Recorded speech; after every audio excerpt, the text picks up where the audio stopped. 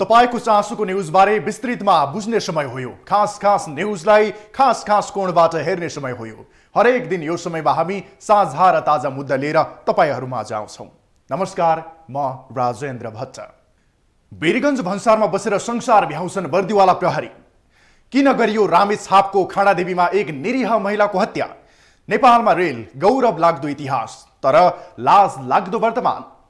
कहिले आउला काठमाडौँमा उत्तर र दक्षिणका रेलहरू? नेपाल रेलवेको सम्पत्तिमा भारतीयको रजाई, मोचाए नेपाली भूमाफियाहरू पनि। न्यूज इनसाइटको आजको संस्करणमा वीरगञ्ज भन्सार कार्यालयमा प्रहरीले नै खुलेआम गर्ने गरेको धन्दालाई महत्त्वका साथ समेटेका छौं। यस्तै अन्धविश्वासले पराकाष्ठ नाग्दा रामेछापको खाडादेवी गाउँपालिकामा भएको एउटा विभत्स घटना पनि महत्त्वमा परेको छ। यसबाहेक नियमित रूपमा प्रसारण गर्दै आएको एउटा प्रमुख विषयमा आज हामीले नेपालमा रेलको इतिहास, वर्तमान अवस्था, यस्तै व्यवस्था र बेवास्ताका रिपोर्टहरू समेटेका छौं। भन्सारमा बसेपछि संसार देख्न पाइन्छ भन्ने कथन वीरगञ्ज भन्सारलाई हेरे पुग्छ। वर्षौंदेखि बदनाम बनेको यो भन्सार चल्तीमा छ, किनभने काठमाडौँको लाइफलाइन मानिएको यो भन्सार मार्फत भित्रिने सामग्री सायदै अन्य भन्सारबाट भित्रिएलान्। यहाँ भन्सारमा बस्ने कर्मचारी मोटा हुनु त स्वाभाविक हो, तर यहाँ सुरक्षाका लागि खटिएका सुरक्षाकर्मी पनि उत्तिकै मोटा छन्। वीरगञ्ज भन्सारमा पुगेपछि राष्ट्र सेवक कर्मचारीले बिर्सने भनेको नै नैतिकता, अनुशासन र वर्दीको इज्जत हो। हेरौं यो स्थलगत रिपोर्ट। दृश्य नम्बर 1, दृश्य नम्बर 2, दृश्य नम्बर 3, दृश्य नम्बर 4 र दृश्य नम्बर 5। कति हो कति?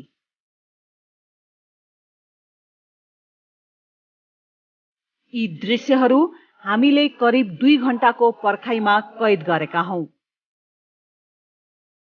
दृश्य नम्बर 1 मा यी झोलेपोके व्यापारीले चामल बोकेर ल्याए र नेपाल प्रहरीलाई पैसा बुझाए। पैसा कति चलाखीपूर्ण तरिकाले हातमा थमाए हेर्नुस् है। लाग्छ यसरी नै घुस दिने र लिनेमा यिनीहरू निपुण भइसकेका छन्। दृश्य नम्बर 2 मा अर्को झोले व्यापारी हातमा हात र पैसा गाठो पारेर बुझाउँदै।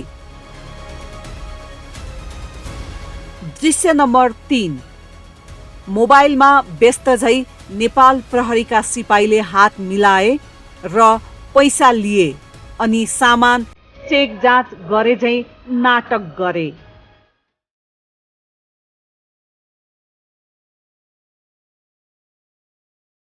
दृश्य नम्बर 4 साइकल किनारामा लगाऊ अनि छेउमा आऊ। छेउमा गएर मुठीमा मुठी मिलाए।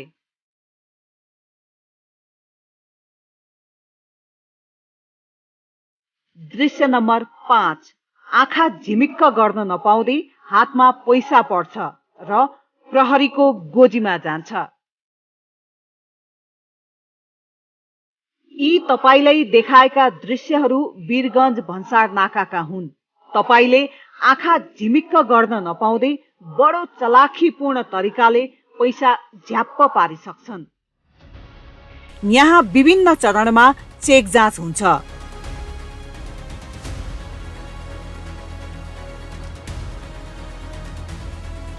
पहिलो मितेरी पुल। मितेरी पुलमा नेपाल सशस्त्र प्रहरी बल अर्थात् सीमा सुरक्षाका लागि तैनाथ एपीएफ। झोलेपोके व्यापारीहरूको पैसा बुझाउने काम एपीएफबाट सुरु हुन्छ। एपीएफलाई 25 देखि 50 रुपैयाँ प्रति लटमा बुझाउँछन्। दोस्रो शंकराचार्य गेट, जहाँ नेपाल प्रहरी खटिने गर्छ। यी दृश्यहरू पनि शंकराचार्य गेटकै हुन्, जहाँ इनरुवा प्रहरी चौकी माथतका कर्मचारीहरू बस्छन्। यो चौकी वरिष्ठ नायब निरीक्षक अर्थात् सयको नेतृत्वमा रहेको छ। तेस्रो वीरगञ्जको मुख्य भन्सार गेट। वीरगञ्ज भन्सारमा एपीएफ तैनात हुन्छन्। एपीएफका लागि यी झोले पोके व्यापारीले उपहार स्वरूप 10 देखि 20 रुपैयाँ प्रति लट पान पसलमा छोडेर जान्छन्। Smart APF. चौथो, नेपालतर्फ रजत जयन्ती चोक। यहाँ नेपाल प्रहरी खटिएको हुन्छ। चामल भएमा 25 देखि 50 रुपैयाँसम्म दिने गर्छन् झोले पोके व्यापारीहरू। अब यी सबै रकम लिने र दिने सामानको मूल्य हेरेर हुने गर्दछ। किरानाका सामानहरूको लागि 100 रुपैयाँदेखि 200 रुपैयाँसम्म बुझाउने गर्दछन्। महँगो सामानका लागि कहिलेकाहीँ 500 देखि 1000 रुपैयाँसम्म बुझाउने गर्छन्।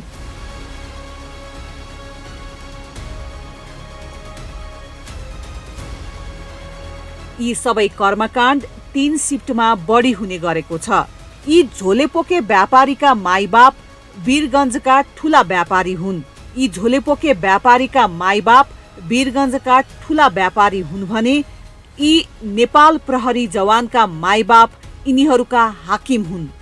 सबैले बुझाउनु पर्छ आफ्ना हाकिमहरूलाई, यी साना माछा मात्रै हुन्, ठूला माछाका ठूलै कर्मकाण्डहरू छन्।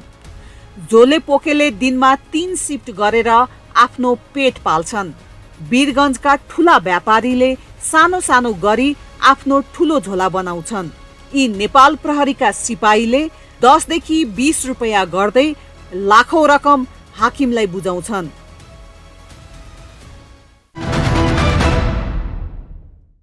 बर्दिवास जनकपुर जयनगर ब्रोडगेज रेल निर्माण कार्यले गति लिँदा रेल सेवा विस्तारमा केही सकारात्मक संकेत देखिएको छ। केही क्षेत्रमा रेलवेको ट्र्याक परीक्षणको काम समेत भइसकेको छ। त्यस्तै स्टेसन हल लगायतका पूर्वाधार निर्माणको कार्यले तीव्रता पाएको छ। केही क्षेत्रमा जग्गा अधिग्रहणको विषयलाई लिएर विवाद उत्पन्न भए पनि रेल निर्माणको कार्य प्रगति देखेर स्थानीय दङ्ग छन्। रेल सेवा सञ्चालनमा आइसँगै यात्रामा सहज हुनुका साथै आर्थिक विकासमा समेत टेवा पुग्ने स्थानीयको विश्वास छ। भारत सरकारको सहयोगमा बर्दिवास जनकपुर जयनगर ब्रोडगेज रेल निर्माण कार्य हुँदैछ। रेलवे निर्माणको पहिलो चरणमा जयनगरदेखि जनकपुरको कुर्थासम्म लिक निर्माण भएर सञ्चालनमा छ। कुर्थादेखि भङ्गाहासम्म लिक निर्माण सम्पन्न भई पहिलो सफल परीक्षण गरिएको छ। रेलवे ट्र्याक निर्माणको ठेक्का पाएको भारतीय कम्पनीले नेपालकै रेलको सहयोगले ट्र्याकको पहिलो परीक्षण गरेको हो। उक्त ट्र्याकमा प्रति घण्टा 60 देखि 100 किलोमिटरको गतिमा रेल गुडाएर परीक्षण गरिएको हो। स्टेशन तथा हल्टहरूको भौतिक पूर्वाधार पनि तयार भइसकेको छ। केही हल्ट र स्टेशनमा विद्युतीय तार जडान गर्न मात्रै बाँकी छ। जयनगर जनकपुर बर्दिवाससम्ममा 3 चरण। पहिलो चरण जयनगरदेखि कुर्थासम्म 35 किलोमिटर त्यहाँ ट्रेन सञ्चालन भइरहेको अवस्था छ। कुर्थाबाट भङ्गा 17 किलोमिटर, त्यो पनि ट्र्याक स्पिड ट्रायल भएर ट्र्याक गुड्नलाई तयारी अवस्थामा छ। टेक्निकल हिसाबले तयारी छन्। अनि हाम्रो यो के भन्छ तपाईँको जोइन्ट इन्फेक्सन एकचोटि भएको थियो, फेरि हुन्छ, त्यसपछि टेकिङ ओभर हुन्छ, त्यसपछि त्यहाँ अब हाम्रो भनौँ न यो स्पिड ट्रायल त सकिनिसक्यो। अब स्टेसन भवनहरूमा उहाँहरूको काम लगभग अन्तिम चरणमा छ। यसपछि जोइन्ट इन्फेक्सन हुन्छ, दुईटी पक्षको गएर हेर्छन् काम तयार सम्पन्न भएको छ कि छैन। त्यो सकिसकेपछि टेकिङ ओभर हुन्छ, त्यो हाम्रो काठमाडौँमा हुन्छ। अब उहाँहरू भारतीय एयरपोर्ट कम्पनीबाट हाम्रो नेपाल पक्षले भारतीय पक्षबाट हामी बुझ्छौँ। त्यो बुझिसकेपछि हाम्रो तयारी अवस्था यता त सञ्चालन भइ नै रहेछ। त्यही भएर यो ट्र्याक ह्यान्डओभर भइसकेपछि तुरुन्त सञ्चालन हुन्छ। त्यहाँ के हो खास भन्नुहुन्छ भने अब हामीले मुआवजा निर्धारण समितिले निर्धारण गरेर दिएको मापदण्ड अनुसार हामी मुआवजा वितरण गरिरहेछौँ र त्यो अनुसार मलाई लागिरहेछ हजुरको बर्दिवासको पनि म्याक्सिमम लगिसक्नु भयो उहाँहरूले। अब खास त हामीले निर्धारण मुआवजा समितिले जे अनुसार भनेको छ हामी त्यो अनुसार वितरण गरिरहेछौँ। माग के हो उहाँहरूको माग हो भनौँ न यो खोल्सी पेनीको मेन ऊ हो। अब हामीले नक्सामा जे हेऱ्यौँ नापीलाई राखेर छलफल गरेर जे नक्सामा देखियो हामीले त्यो अनुसार मुआवजामा 32 वटा क्राइटेरियामा निर्धारण भएको छ। 32 वटा क्राइटेरिया सब राखेर हामी त्यो अनुसारले वितरण गरिरहेछौँ र उहाँहरूको पनि त्यसमै अलिकति ऊ हो, नत्र अरू कहीँ विवाद छैन। त्यस्तै तेस्रो चरणमा रेल सेवा महोत्तरीको बर्दिवाससम्म पुग्नेछ। तेस्रो चरणको सेवा विस्तारको लागि जग्गा अधिग्रहण काम भइरहेको छ। तर बर्दिवासमा रेलवे स्टेसन निर्माणका लागि आवश्यक 47 बिघा जग्गा अधिग्रहणमा विवाद उत्पन्न भएको छ। अधिग्रहणमा जग्गाको मूल्य निर्धारणमा एकरूपता नभएको स्थानीयको गुनासो छ। जुन कुराहरू हाम्रो जिल्ला प्रशासन अन्तर्गत मौजात समितिबाट निर्धारण भएको जुन मौजात थियो त्यो पैसाको कुरामा चाहिँ लेखिएको कुरामा चाहिँ उहाँहरूले चाहिँ पैसा हाल्ने बेलामा चाहिँ 15 लाख रुपियाँ हाम्रो पैसा मौजातमा थियो। अहिले हालिदिने बेलामा चाहिँ 10 लाख रुपियाँ पैसा हालिदिनु भयो। हाम्रो कागज प्रक्रिया अन्तर्गतमा पैसा आउनुपर्ने 15 लाख रुपियाँ। यसको विषयमा चाहिँ हामीलाई किन यो 10 लाख रुपियाँ हाल्यो, हामीले 15 लाख रुपियाँ पाउने भन्ने विषयमा उहाँहरूले चाहिँ एकदम आलटाल गरायो हुनाले चाहिँ हामी यसो घेरेर उहाँहरूसँग कुरा गर्न आइपुग्या र यही विषयमा अलिकति प्रोटेस्ट गर्न हामी यो ठाउँमा रेलवे विभागमा आइपुग्यौँ। हाम्रोमा अहिले हामी 35-40 घर जति छौँ। त्यहाँनिर हाम्रो कृषक जमिनको विषयमा त्यसमा मोटामोटी 5-6 बिघा जति जमिनमा चाहिँ उहाँले त्यो विवादितमा लिएर आइदिनु भएको छ। अब यो चिजले गर्दाखेरि चाहिँ हाम्रो त्यहाँनिर लेखिएको चिजमा चाहिँ जिल्ला प्रशासनबाट तोकिएको 15 लाख रुपियाँ थियो, तर उहाँहरूले बाँडिरहनु भएको छ 10 लाख रुपियाँ। अहिले यसमा यो दुईटाको कुरामा हाम्रो कुरा मिलिरहेको छैन। हामीले चाहिँ के भनेको छौँ, एकचोटि फिल्डमा जानुहोस्, त्यहाँ बसेर बुझ्नुहोस् र सम्पूर्ण कुराहरू हाम्रो सिडिओ साहबलाई सम्पूर्ण मान्छेहरूलाई राखेर चाहिँ हाम्रो निर्धारण भएको मूल्यको बराबरमा हामीले मूल्य पाउनु पर्यो भन्ने कुरामा हो। उहाँहरूले चाहिँ त्यो कुरा आलटाल गरेर बसिरहनु भएको छ। यो कुरामा बुझिरहेको छौँ हामीले किन आलटाल गरिरहनु भएको छ थाहा छैन। रेलवेले जो के अरे हाम्रो जमिन अधिक्रमण गर्यो त्यो विषयमा हाम्रो वर्गीकरण गर्यो। वर्गीकरण गरेको विषयवस्तुमा चाहिँ हामीलाई चाहिँ इलाका प्रशासन कार्यालयबाट र हाम्रो के अरे स्थानीय प्रतिनिधिहरूले र हामीलाई 15 लाखले रेट दर मूल्याङ्कन हामीलाई गरिदियो। इलाका प्रशासन कार्यालयबाट हामीलाई फिक्स भयो र हाम्रो जमिनहरू हामीले थाहा नपाइकन रेलवेले ल्याइसकेपछि हामीहरू आफ्नो जमिनको मुआवजा बुझ्नको लागि हामी आउँदाखेरि हामीले खाता खोल्यौँ। खाता खोल्दाखेरि हामीलाई 15 लाखले पाउनुपर्ने 10 लाखले दियो। हामीलाई चित्त नबुझेको त्यहाँसम्म हो र हामी पटक यो रेलवे अफिसमा आइरहेको छु। उहाँहरूले एकदम कुराहरू चाहिँ एकदम आलेटाले गरिरहेछ, लुक्ने कामहरू गरिरहेछ। रेलवे अफिसमा आज हामी आयौँ, आज उहाँहरूले के अरे धम्की पनि दियो। यहाँको के रेलवे अफिसको नापीले र अमिनीले हामीलाई आज धम्की पनि दियो। यसो गरी त भएन सर। हाम्रो यो समस्यालाई राज्यले दिएको मुआवजा हो नि सर। राज्यले दिएको मुआवजालाई हामीले पाउनुपर्छ भन्ने हाम्रो कुरो हामीले राख्नु पाइँदैन र कुरो हाम्रो यही हो सर। यही विषयमा हामी आज लगायत 3 दिन भइसक्यो हामी यहाँ के अरे आएको ढाको र उनीहरू आलेटाले गरिरहेछ र काठमाडौँ गएर आउँछु भन्छ, आउँदैन। फोन गर्दा पनि फोन पनि उठाउँदैन सर। जयनगर जनकपुर बर्दिवास रेलमार्ग अन्तर्गत भङ्गाहादेखि बर्दिवाससम्म 114 बिघा जग्गा अधिग्रहण गर्नुपर्नेछ। त्यसमध्ये बर्दिवासमा स्टेसन निर्माणका लागि 47 बिघा जग्गा अधिग्रहण गरिँदैछ। जिल्ला प्रशासन कार्यालय महोत्तरीको समन्वयमा रेलवेले जग्गा अधिग्रहणको लागि मूल्य निर्माण गर्दै 209 किता जग्गाको सूचना समेत निकालेको थियो। उक्त सूचना बमोजिम भङ्गाहादेखि बर्दिवाससम्म रेलमार्गमा जग्गा परेका धनीलाई सरकारले 1,25,18,82,947 रुपैयाँ वितरण गरिसकेको तथ्याङ्क छ।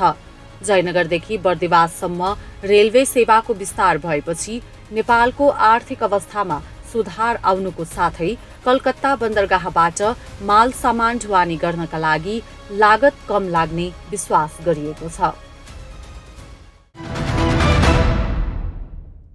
लगभग 1 शताब्दीपछि नेपालमा पुनः रेल यातायातको चर्चा सुलिँदै गएको छ। मेट्रिक पास गर्ने पहिलो प्रधानमन्त्री बनेपछि चन्द्र शमशेरले नेपालमा उद्योगको स्थापना मात्रै गरेनन्। सन् 1927 मा भारतको रक्सोलमा आएको रेललाई नेपालको अमलेखगञ्जसम्म पनि जोडे। अर्थात् नेपालमा रेल 95 वर्ष अघि गुडिसकेको थियो। विगत 5 वर्षदेखि नेपालमा रेलको चर्चा चर्को रूपमा नै चुलिँदै आएको छ। संघीय सरकारको योजनामा मात्रै नभई स्थानीय तहका सरकारले पनि रेल ल्याउने ठूला सपना बाँडे। तर नेपाली नागरिकले आफ्नो मुलुकभित्र रेल चढ्नु परे अहिले जनकपुर नै पुग्नु पर्छ। नेपालमा रेलको इतिहास विक्रम सम्मत 1984, तदनुसार ईस्वी सम्मत 1927 मा रेल सेवा सुरु। भारतको रक्सौलदेखि नेपालको अमलेखगञ्जसम्म सञ्चालनमा। विक्रम सम्वत 2022 सालमा यो सेवा बन्द। सन् 1936मा जयनगरदेखि जनकपुर हुँदै महोत्तरीको बिजलापुर रेल सेवा सुरु। कोइलाबाट चल्ने यो रेल नेपालको दोस्रो रेलको रूपमा उल्लेख। सन् 1960मा यो रेल सेवा बन्द।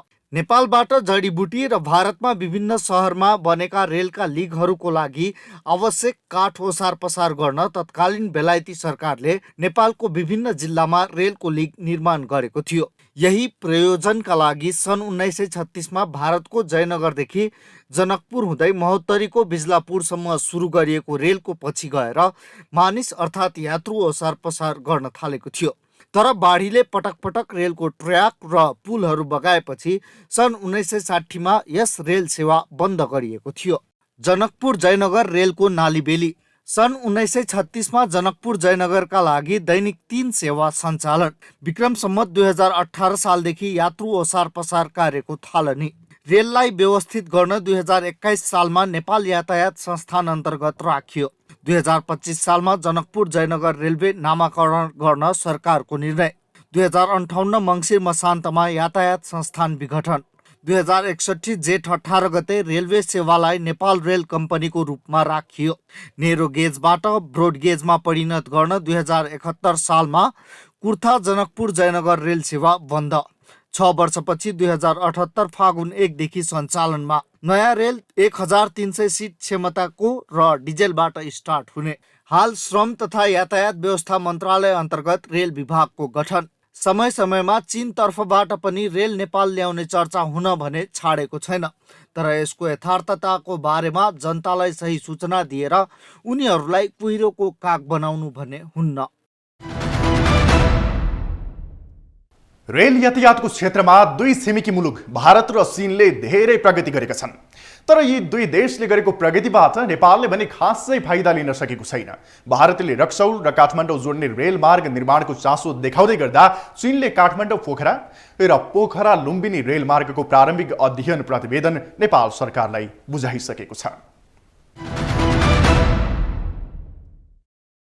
काठमाडौँलाई भारतको रक्सौलसँग जोड्ने रेलमार्ग निर्माणका लागि दुवै मुलुकले तदारुकता देखाएका थिए। रेल यातायातका लागि सम्झौताको बिन्दुमा पुगेका दुई देश अहिले भने पछि हटेको अवस्था छ।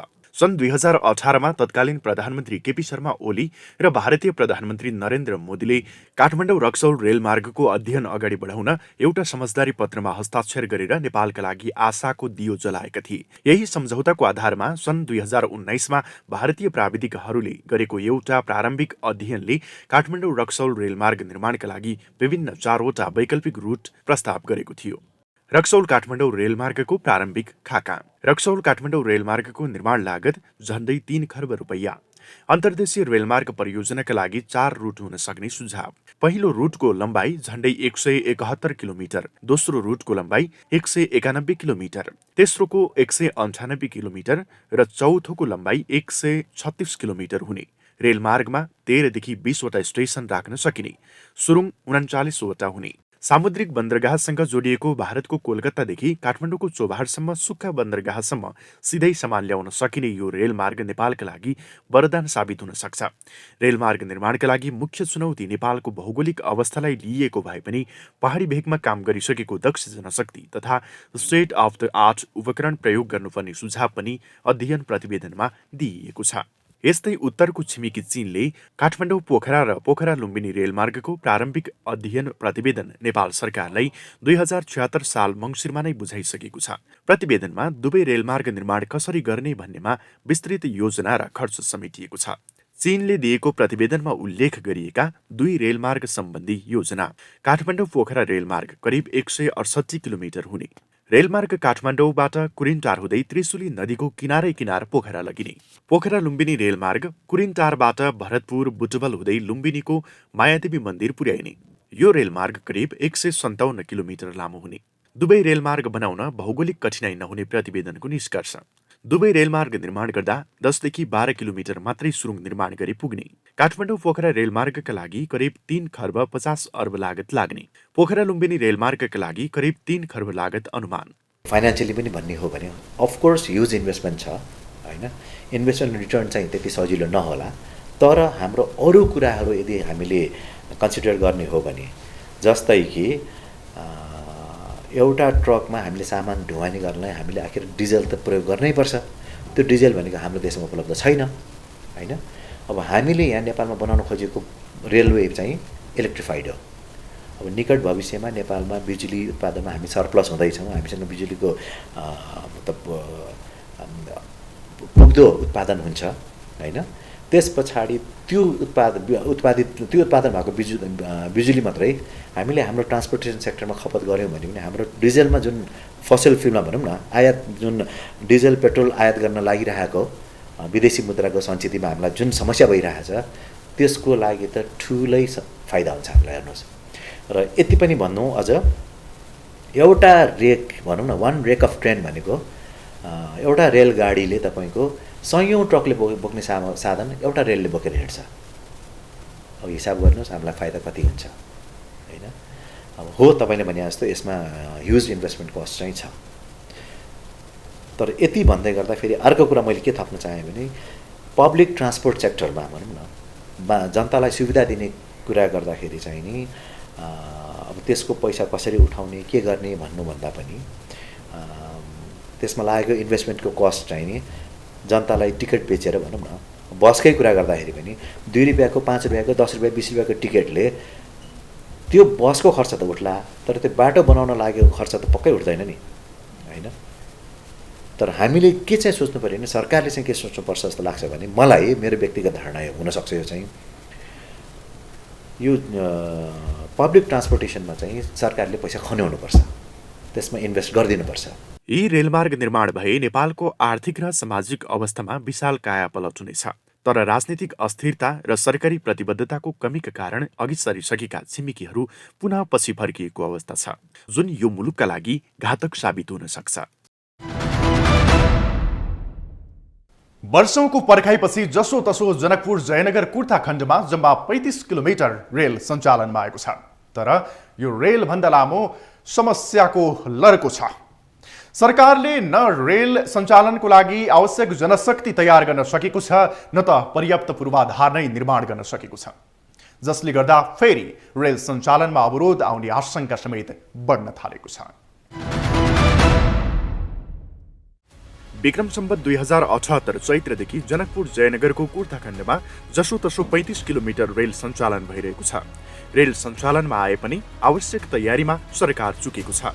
आन्तरिक तयारी बलियो नहुँदै रेल चलाउँदा र रेल ल्याएको लामो अवधिसम्म पनि दरबन्दीदेखि अन्य पूर्वाधारमा ध्यान नदिँदा रेल सञ्चालन महँगो भएको हो। अहिलेसम्म नेपाल रेलवे कम्पनी लिमिटेडको चालु आर्थिक वर्षको बजेट पनि स्वीकृत भएको छैन। 1 वर्षसम्म रेल सञ्चालनका लागि भएको सम्झौता अनुसार रकमको सुनिश्चितता पनि सरकारले गरेको छैन। नेपाल रेलवे कम्पनी लिमिटेडका अनुसार भारतीय कम्पनी कोंकण रेलवे कर्पोरेसन लिमिटेडलाई दिने 48 करोड रुपैयाँ सहित चालु आर्थिक वर्षको बजेट नै स्वीकृत भएको छैन। निरन्तर हाम्रो नेपाल रेलवेको जीएम साहबसँग र म्यानेजमेन्टसँग हाम्रो निरन्तर संवाद भइरहेको छ र खास गरी अहिले कोंकण कम्पनी इन्डियाको कोंकण कम्पनीसँग वार्षिक 48 करोड रुपियाँमा सम्झौता भएको छ र त्यो जब रेल अहिले तपाईको यदि नेपाल व्यवस्थापन आयो भने त्यसमा बाधक के छ भने जब थाई कर्मचारी नियुक्त हुँदैन भने उहाँले प्रशिक्षणको लागि तालिमको लागि पठाउन सक्ने अवस्था भारतमा या अन्य ठाउँमा छैन र बाध्यात्मक स्थिति के हुन्छ भने त्यही 48 करोड रुपियाँवाला वार्षिक म्यानेजमेन्ट युज गर्नुपर्ने अवस्था आउँछ र त्यसले गर्दाखेरि कुनै पनि हालतमा यो ट्रेन स्थापित हुन सक्दैन र लङ टर्मसँग चल्न सक्दैन, घाटामा जान्छ। र यदि म्यानेजमेन्ट हाम्रै नेपालको नेतृत्व पङ्क्ति छ उहाँलाई आफ्नो जुन खुर्सीको खेल छ नि र यो सत्ताको खेल छ त्यो खेल्नुभन्दा अरू कुराको लागि समय नदेखिएको मलाई अनुभूति त्यो बेला पनि भएको थियो, अहिले पनि भइरहेको छ र अहिले पनि चुनाव आउन थाल्यो जुन बर्दिवाससम्म गन्तव्य स्थल हुनुपर्ने प्रथम चरणमा त्यहाँसम्म हुन सकिरहेको छैन। केही दिन अगाडि निरञ्जन झा जीएम हुनुहुन्छ, उहाँ मार्फत थाहा पाए कि बिजलपुरा अब चाँडै सञ्चालनमा आउनेछ भनेर, सायद त्यो पनि अहिलेमा सञ्चालनमा आइसकेको छैन, सञ्चालन हुने तर्करमा छ। र त्यो प्रमुख कारण कि जीएम साहबले राम्रै गरिरहनु भएको अवस्था छ र उहाँले विभिन्न मागहरू नेपाल सरकारको सम्बन्धित मन्त्रालयसँग राखेको अवस्था छन्, तर त्यो अवस्थालाई सुनवाई गर्ने र रेल कसरी आउने दिनमा सञ्चालन त भइसक्यो र स्टेबल कसरी हुन सक्छ त्यो सम्बन्धित मन्त्रालयको ध्यानै यसमा छैन र प्रायोरिटीमा राख्नु भएको छैन जस्तो मलाई लागिरहेको छ। नेपालले जनशक्ति तयार नगर्दासम्म भारतीय जनशक्ति नै चलाउने निर्णय गर्दै 2078 पुष 14 गते भारतीय कम्पनी कोंकण रेलवे कर्पोरेसन लिमिटेडसँग सम्झौता गरिएको छ। उक्त सम्झौताको समयावधि सकिन 4 महिना बाँकी हुँदा समेत नेपालले न त जनशक्ति तयार गरेको छ न त आवश्यक दरबन्दी नै स्वीकृत गराएको छ। लोकसेवा आयोगले समेत रेल सेवाका लागि पाठ्यक्रम नै बनाएको छैन। दरबन्दी पनि अझै स्वीकृत नभएकाले आन्तरिक तयारीमै अझै समय लाग्ने देखिन्छ। रेल नेपालीले नै चलाउन समय पक्कै लाग्छ। रेलवे कम्पनीको आफ्नै वर्कसप, वासिङ सेन्टर र फ्युल स्टेसन नहुँदा अत्यधिक महँगो दरमा भारतबाट सेवा लिइरहेको छ। बल्ल तल्ल सञ्चालनमा आएको रेल सेवा अहिले समस्याले गाउँजिएको छ। तर सरकारसँग रेल सञ्चालनका लागि दीर्घकालीन योजना छैन, जसले गर्दा निकट भविष्यमा फेरि रेल सेवा बन्द हुने हो कि भन्ने आशंका बढेको छ। तपाईलाई न्यूज इनसाइटमा पुनः जोड्नेछौँ। नेपाली समाजमा अड्डा जमाएर बसेको अन्धविश्वास, कुरीति र विसङ्गतिले तत्काल बजारिने कुनै सङ्केत देखाएको छैन। गाउँघरका तथाकथित धामी र झाँक्रीहरूले अझै पनि गाउँका महिलाहरूलाई बोक्सी नै देख्ने गरेका छन्। बोक्सीमा त्यस्ता महिला दर्ज हुन्छन् जो गरिब छ, असहाय छ र ज्ञानगुणका कुराबाट टाढा छ। विकृति र अन्धविश्वासले पनि यो समाजमा रोज्ने भनेको गरिबलाई नै हो।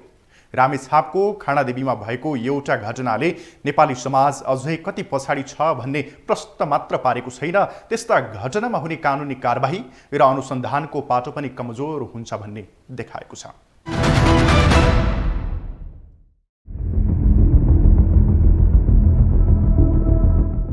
रामेछापको खानादेवी गाउँपालिका 3 भिरपानीको सिटखामा पितृ खुसी पार्न भन्दै आइतबार एक महिलाको हत्या गरियो। अर्की एक वृद्धा घाइते भएकी छन्। रामेछापको खानादेवी गाउँपालिका 3 भिरापानी सिटखामा पितृ खुसी पार्न भन्दै एक महिलाको हत्या गरेको खुलेको हो। 16 श्राद्धलाई माझी समुदायले पितृ तार्ने पर्वको रूपमा धुमधामका साथ मनाउने गर्दछन्। माझी समुदायको संस्कार अनुसार एक दिन पितृ बोलाउने, एक दिन पाल्ने र अर्को दिन नदीमा खैलो बगाएर पितृलाई बिदाई गर्ने चलन छ। सोही क्रममा खैलो बगाएर पितृलाई बिदा गर्दा गाउँका सबै काम नै भएपछि बोक्सीले पितृ जगाएको र बोक्सीले शरीरमा बास गरेको आरोप लगाउँदै स्थानीय 55 वर्षीय बिबी माझीको कुटपिट गरी हत्या गरिएको जिल्ला प्रहरी कार्यालय रामेछापले जनाएको छ।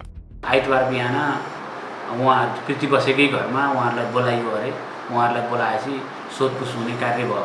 पितृ आएकै भन्नेहरूले सोधपुछ गरेपछि उहाँहरू घर फर्कनुभयो। अलिकति उहाँहरूलाई डर लागेको अवस्था अलि आतिर घर फर्कनुभयो। घर फर्किएपछि पितृ आएको भनेको सँगसँगै गए।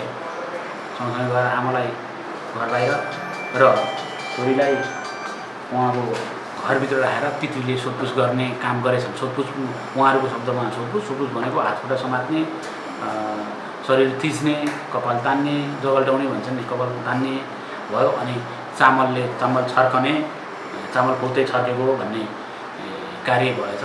त्यसै क्रममा घरभित्र एउटा बिरालो पनि फेला पर्यो। अनि यो बिरालोमा बोक्सीको प्राण हुन्छ। ल यो बिरालो मार भनेर बाहिर रहेको मान्छेलाई बिरालो मार्न लगाएर त्यो बिरालो मारेर बिरालो आगोमा जलायो अरे। त्यहाँनिर हामीले सिनमा भिजिट गर्दा पनि आगो बलेको अवशेषहरू, खरानी, अँगारहरू भेटिन्थ्यो। अनि उहाँहरूको भनाइअनुसार माझी समुदाय भन्नुहुन्छ त्यो बिरालो मर्नु र भित्रको मान्छेको साथ जानु एकै समय भयो भन्नुहुन्छ। हुन चाहिँ त्यो थिचेर अनि त्यो तानतुन गरेर मृत्यु भएको हुनसक्ने अवस्था हामीलाई लाग्छ। त्यस्तो यो हामीले जारवाला अर्थात् मृतकको सौतेनी छोरा पर्ने व्यक्तिबाट जारी दरखास्त लिएका छौँ। जारी दरखास्त हामीले ज्यान मार्ने कर्तव्य ज्ञान मुद्दामा जारी दरखास्त दर्ता गरेर हुँदा ज्यान पनि मरेको छ। त्यसै हिसाबले ज्यान मरेको घटनामा ज्यान मार्नमा संलग्न हुनेहरूलाई कानुनले भने बमोजिम अहिलेसम्मको सजाय गराउने गरी हामी अनुसन्धान गर्दैछौँ। मृतक बिबीकी 70 वर्षीय आमालाई पनि कुटपिट गरी घाइते बनाइएको छ। बोक्सी बकाउन भन्दै करिब 2 घण्टाभन्दा बढी समय महिलाहरूलाई घाँटी थिच्दै कुटपिट गरिएको थियो। हो हल्ला सुनि छिमेकीहरू मृतकको घरमा पुग्दा घरभित्र पस्न दिइएको थिएन। उहाँहरूले त त्यो चामलहरू छर्किरहनु भएको थियो। चामलहरू छर्किरहनु भएको थियो। अनि पछाडि अब हामी धेरै बेर पछाडि अब त्यस्तै भएपछि उहाँहरूको यो कृति नै यस्तै गर्ने नै रहेछ भन्ने भयो हामीलाई नि। उहाँहरूले अब यस्तै गर्नु नै पर्ने रहेछ भन्ने भयो। अब यहाँ त उहाँहरूको मृत्यु त थिएन, त्यहाँनिर मान्छे मृतकको त होइन, अरू घरमा मृतक थियो पहिला श्राद्ध गर्नुपर्ने घरहरू चाहिँ। अब उनीहरू एक्कासी यहाँ पछाडि आएपछि हामीले त्यस्तै अन्दाजमा त्यस्तै होला 8 बज्यो। अब तलमाथि अलिकति घटबड 1-2 मिनट वरपर त के भयो होला त्यो अन्दाजी नै भएन। म त पसलतिर गएको थियो होइन, ऊ त पसलबाट ऊ त्यहाँ आइपुग्दाखेरि पो मेरो घर ऊ माथि नै हो। पसलबाट त्यहाँ आइपुग्दाखेरि पो डमडम र डुमडुम सुन्छ के हो यो भन्छु म के हो भने हतार घर गएर अब यसो त्यो पल्लोघरतिर सोध्छु ए त्यो तल पितर आएको छ, पितरले अब त्यो बिरालो खोजेको छ भनेर भन्यो होइन। पहिला बिरालो खोजेको छ भनेर भन्यो। अनि फेरि बिरालो खोज्यो भन्छ न, अब के भयो त्यो फेरि आमा चाहिँ तलै छ, छोरी चाहिँ माथि ल्याइसक्यो भनेर भन्यो। अनि लु त हामी पनि जाउँ भन्थ्यौँ, हामीले त कि यताबाट पनि छिर्नु दिँदैन उताबाट पनि छिर्नु दिँदैन। अनि के गर्नु त अब अरू जात आउँदैन हो, अरू जाँदै खबरदार अरू जात आयो भने ती डल्लो पारिदिन्छ, ती मारिदिन्छ, तेरो सन्तान धुर्न पारिदिन्छ भनेपछि अब हामीले के गर्नु त, हामीले के लाग्यो त। अझै पनि अन्धविश्वासमा रहेका माझी समुदायका मानिसहरूले भने महिलाको हत्या व्यक्तिले नभई पितृले गरेको अनौठो दाबी गर्छन्। महिलाको मृत्यु कसरी भयो भन्ने आफूहरूलाई थाहा नभएको उनीहरूको जिकिर छ। पितृहरूले जान्नु छ, पितृलाई हामीले अब थाहै छैन। अब हामी जान्ने भए त के गर्नु, हामीले त केही थाहा छैन भने पितृहरूले नै थाहा छ। अब उनीहरू भने अब ऊ पनि पितृलाई पनि अब उसको हंस आएको हो, उनीहरूको अब पितृ मरेको मान्छेको चाहिँ हंस आउँछ होइन, त्यही हो चरेको। त्यो अहिले पनि पितृ आउँछ, त्यो आउँछ भन्ने विश्वास छ तपाईँहरूलाई? पहिलादेखि अब पहिल्यैदेखि विश्वास भएर त त्यत्रो लिनदान गरे। अहिले तपाईँको केही नभए पनि अब हाम्रो घरतिर माझेर के हुन्छ नि, सबै साउ ऋण काटेर चाहिँ सराद गरेको हुन्छ। 2-3 लाख नभए 2-3 लाखले पनि पुग्दैन। अनि त्यो सबै ऋण साउ ऋण काटेर त गरेको हुन्छ कि बाबाआमाले यसो पितृ आउँदाखेरि दुःख झारिन्छ कि भनेर त्यही गर्ने त हामी। घटनाको जानकारी पाएर प्रहरी घटनास्थलमा पुग्दा मृतक महिलाको शवमाथि पितृ आएका भनिएका 3-4 जनाले घाँटी थिच्ने र शरीरमा उफ्रिरहेको अवस्थामा आफूहरू पुगेको प्रहरीको भनाइ छ। अछेटा हानिराखेको 2 जना चाहिँ त्यो मृतक लासमाथि चढिराखेको डुलिराखेको अवस्थामा हामीले देख्ने बित्तिकै अब यो लासलाई भन्दा पनि अर्को बुढीलाई जोगाउनु पर्यो। अनि त्यहाँबाट हामीले बल प्रयोग गरेर त्यसलाई तितर गरेर तित्रभित्र गर्दाखेरि ईश्वर साहबको टोली नै आइसक्नु भएको थियो, उहाँ नै आइपुग्यो। अन्धविश्वासको नाममा भएको हत्याको सत्य तथ्य पत्ता लगाई तुरुन्त कारवाही गर्न र त्यस्ता घटना फेरि हुन नदिन जनचेतना जगाउन आवश्यक छ। विगत केही वर्ष यता नेपालमा रेलमार्ग निर्माणको चर्चा निकै चुलिएको छ। छिमेकी देशहरूसँग जोड्ने रेल सञ्जाल निर्माणमा पनि जोड दिइएको छ। विगतको चुनाव ताका त केही दलले 5 वर्षमा अन्तर्देशीय रेलमार्ग सञ्चालनमा नै ल्याउने बाचा गरी, त्यति मात्र नभई मेची र महाकाली जोड्ने रेल सञ्जाल बनाइसक्ने ठोकुवा गरी, तर निर्माणको लागि आर्थिक स्रोत जुटाउन भने भाषणमा सपना सुनाए जस्तो सजिलो छैन। हाम्रो देशको भौगोलिक बनावट अनुसार रेल यातायात निकै उपयोगी हुने मानिएको छ। पहाडी क्षेत्रमा सडक खन्नुभन्दा रेलमार्ग बनाउन सजिलो हुने बताइन्छ। यो प्राविधिक हिसाबले पनि सम्भव नै छ, किनभने चीन, स्विजरल्यान्ड, जापान सहित धेरै मुलुकले तराई तथा पहाडी क्षेत्रमा तीव्र गतिको रेल कुदाएकै छन्। अब पूर्व पश्चिम लम्बाइमा रहेको हाम्रो भूगोल जस्तै रेलमार्ग विस्तार गर्न सके देशको आर्थिक विकासमा टेवा पुग्नेमा दुई मत छैन। तर रेलमार्ग निर्माणका लागि स्रोत जुटाउन चर्चा गरिए जस्तै सहज भने छैन। अब रेलमार्गको चुनौती हाम्रो सबभन्दा मुख्य कुरो व्यवस्थापन नै मुख्य चुनौती हो, प्राविधिक चुनौती भन्दा। किनभने ल्यान्ड कम्पेन्सेसन, जग्गा अधिग्रहण हाम्रो देशको ठुलो समस्या छ। जग्गा अधिग्रहण अहिले यही काठमाडौँमै हेरौँ न, कतिपय ठाउँहरूमा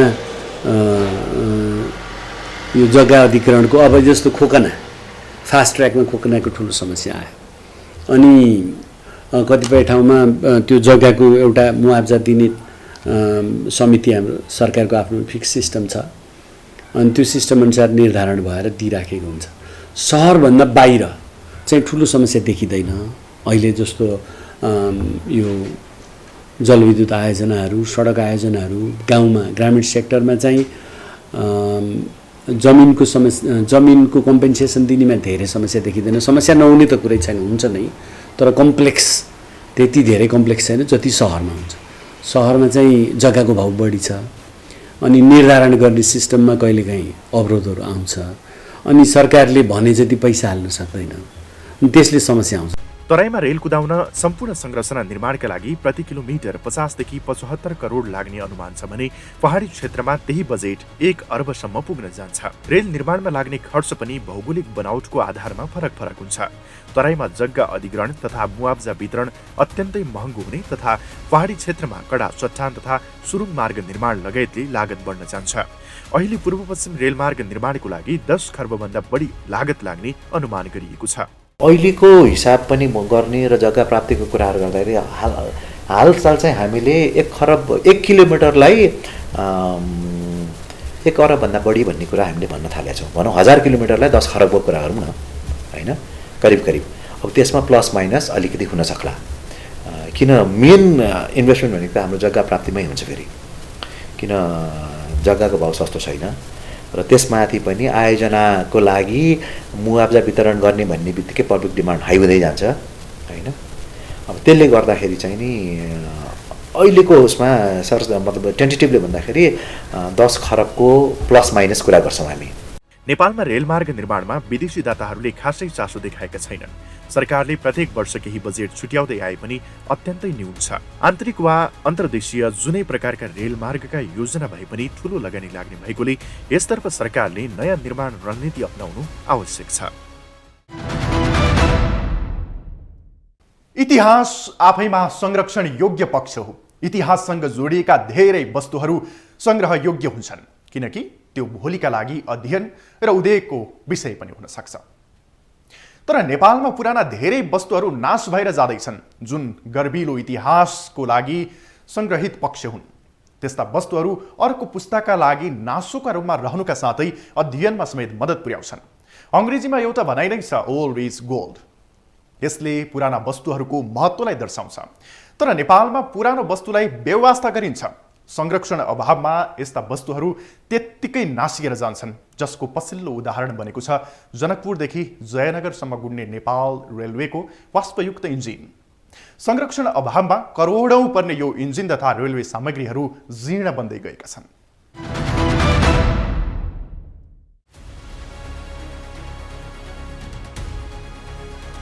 जनकपुरदेखि जयनगरसम्म चल्ने नेपाल रेलवेको वाष्पयुक्त इन्जिन सहित करोडौंको सामग्रीहरू संरक्षण अभावमा जीर्ण बन्दै गएको छ।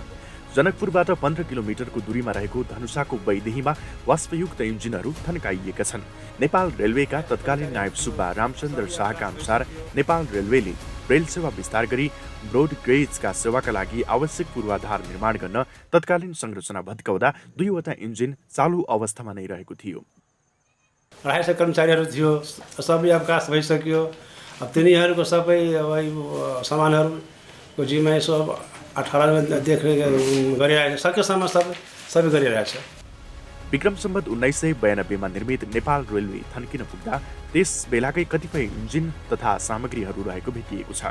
देवी देवताको नामबाट नामाङ्करण गरिएको राम, सीता, गुहेश्वरी, चन्द्र, सूर्य, महावीर, गोरखनाथ इन्जिन कामै नलाग्ने अवस्थामा पुगेको स्थानीय सत्यनारायण गुप्त बताउँछन्। ई रेल के और स्लीपर सबके तो ठेका भ गेले, उ सब लगभग जयनगर से जनकपुर तक के ठेकेदार लयो गेले। आबरे गेले स्टेशन सब में जना खजुरी स्टेशन में सामान सब से उनका रेलवे के गार्ड सब राखल छै। तथापि कतौ मिसयूज होते चोरा छिपा के से त नहीं कहब, लेकिन लगभग जते मिसयूज नहीं जते हुक चाहिए तते नहीं भरले, कतौ इनकेस भ गेल त अलग बात है। मरम्मत सम्भार तथा सुधारको अभावमा वाष्पयुक्त इन्जिन कामै नलाग्ने अवस्थामा पुगेपछि भारत सरकारले 4वटा इन्जिनहरू उपलब्ध गराएको थियो। रेलवे निर्माणका लागि 40 को दशकमा बेलायतबाट रेलवेको अवस्था बुझ्न जनकपुर आएको एक टोलीले विद्युतीय इन्जिन उपलब्ध गराउन इच्छुक रहेको, तर त्यसको बदलामा वाष्पयुक्त इन्जिनहरू बेलायतलाई हस्तान्तरण गर्नुपर्ने शर्त राखेको थियो। तर त्यति बेला ती शर्तलाई नेपाल रेलवेले अस्वीकार गरेको रेलवेमा कार्यरत कर्मचारी बताउँछन्। वाष्पयुक्त इन्जिनहरूमा उल्लेख गरिए बमोजिम बेयर पिकक एन्ड कम्पनीले वर्ष 1947 मा बेलायतको म्यान्चेस्टरमा निर्माण गरेको, जर्मनीको बर्लिनमा ओराइनस्टेइन एन्ड कोर्पेलमा निर्मित सीता सहितका प्राचीन तथा दुर्लभ इन्जिनहरू थन्किएको अवस्थामा रहेको छ। सबको आफ्नो आफ्नो जिम्मा हो। जस्तै अब खोजी त जयनगरदेखि बुजलपुरासम्म ठाउँमा मान्छे राखेको छ, यसो बाहिरतिर छरिएका भौतिक संरचनाहरूको देखभालको लागि। पछिल्लो 7 वर्षमा रेल इन्जिनको महत्त्वपूर्ण पाटपुर्जा, ब्याट्री लिक, स्लिपर र वर्कसपको महत्त्वपूर्ण सामानहरू चोरी भइसकेको छ। रेलवे विभागले दुर्लभ र प्राचीन इन्जिनहरूलाई लिलामी प्रक्रियामा लाने निर्णय गरेको थियो, तर त्यो प्रक्रिया पनि विषयमा रोकियो। स्थानीयवासीले पनि दुर्लभ र प्राचीन इन्जिन तथा रेल सामग्रीहरूको संरक्षण गरी सङ्ग्रहालय बनाउन माग गरेका छन्। विश्वको पर्यटकहरू काठमाडौँमा आउँछन्, गोरखामा आउँछन्, माइको पोखरामा आउँछन्, त्यस्तो यहाँ पनि त आउँछन् नि त।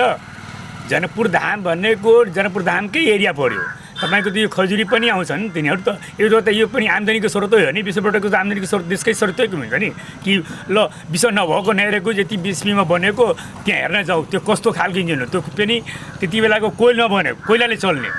जसरी हाम्रो मित्र राष्ट्र भारतको बिहारमै हेऱ्यो भने त्यति बेला मिटर गेज थियो, अहिले त ब्रोड गेज भन्छ। मिटर गेजको कोइला इन्जिन चाँड भएको। अहिले पनि पटनाको स्टेसनको उत्तरपट्टि म्युजियम जस्तो बनाएर राखेको छ। अहिले पनि त्यहाँ मान्छेहरू हेर्न जान्छन्, एकदम पेन्टिङ गरेर पुरानो इन्जिनलाई राखेको छ। मित्र राष्ट्रमा है भारतको बिहारको राजधानी पटनामा अहिले पनि म्युजियम जस्तै रेलकै आफ्नो अगाडि राखेको छ। त्यो कर्मचारीहरू 18 जना छन्, हाम्रै छिमेकी हो, तर नाउँको लागि मात्रै हो। किनकि अहिले पनि केही घटना हुँदाखेरि म कहाँ रिपोर्ट जान्छ, म राति पनि आउँछु कुदेर होइन, प्रहरीलाई पनि खबर गर्छु। अहिले पनि मैले यसपालि नै माटो साटो काटेको कतिलाई समातेर मैले कारवाही गरेको हुँ। तर त्यो कर्मचारीहरू भनौँ 5% नाउँको लागि मात्रै हो।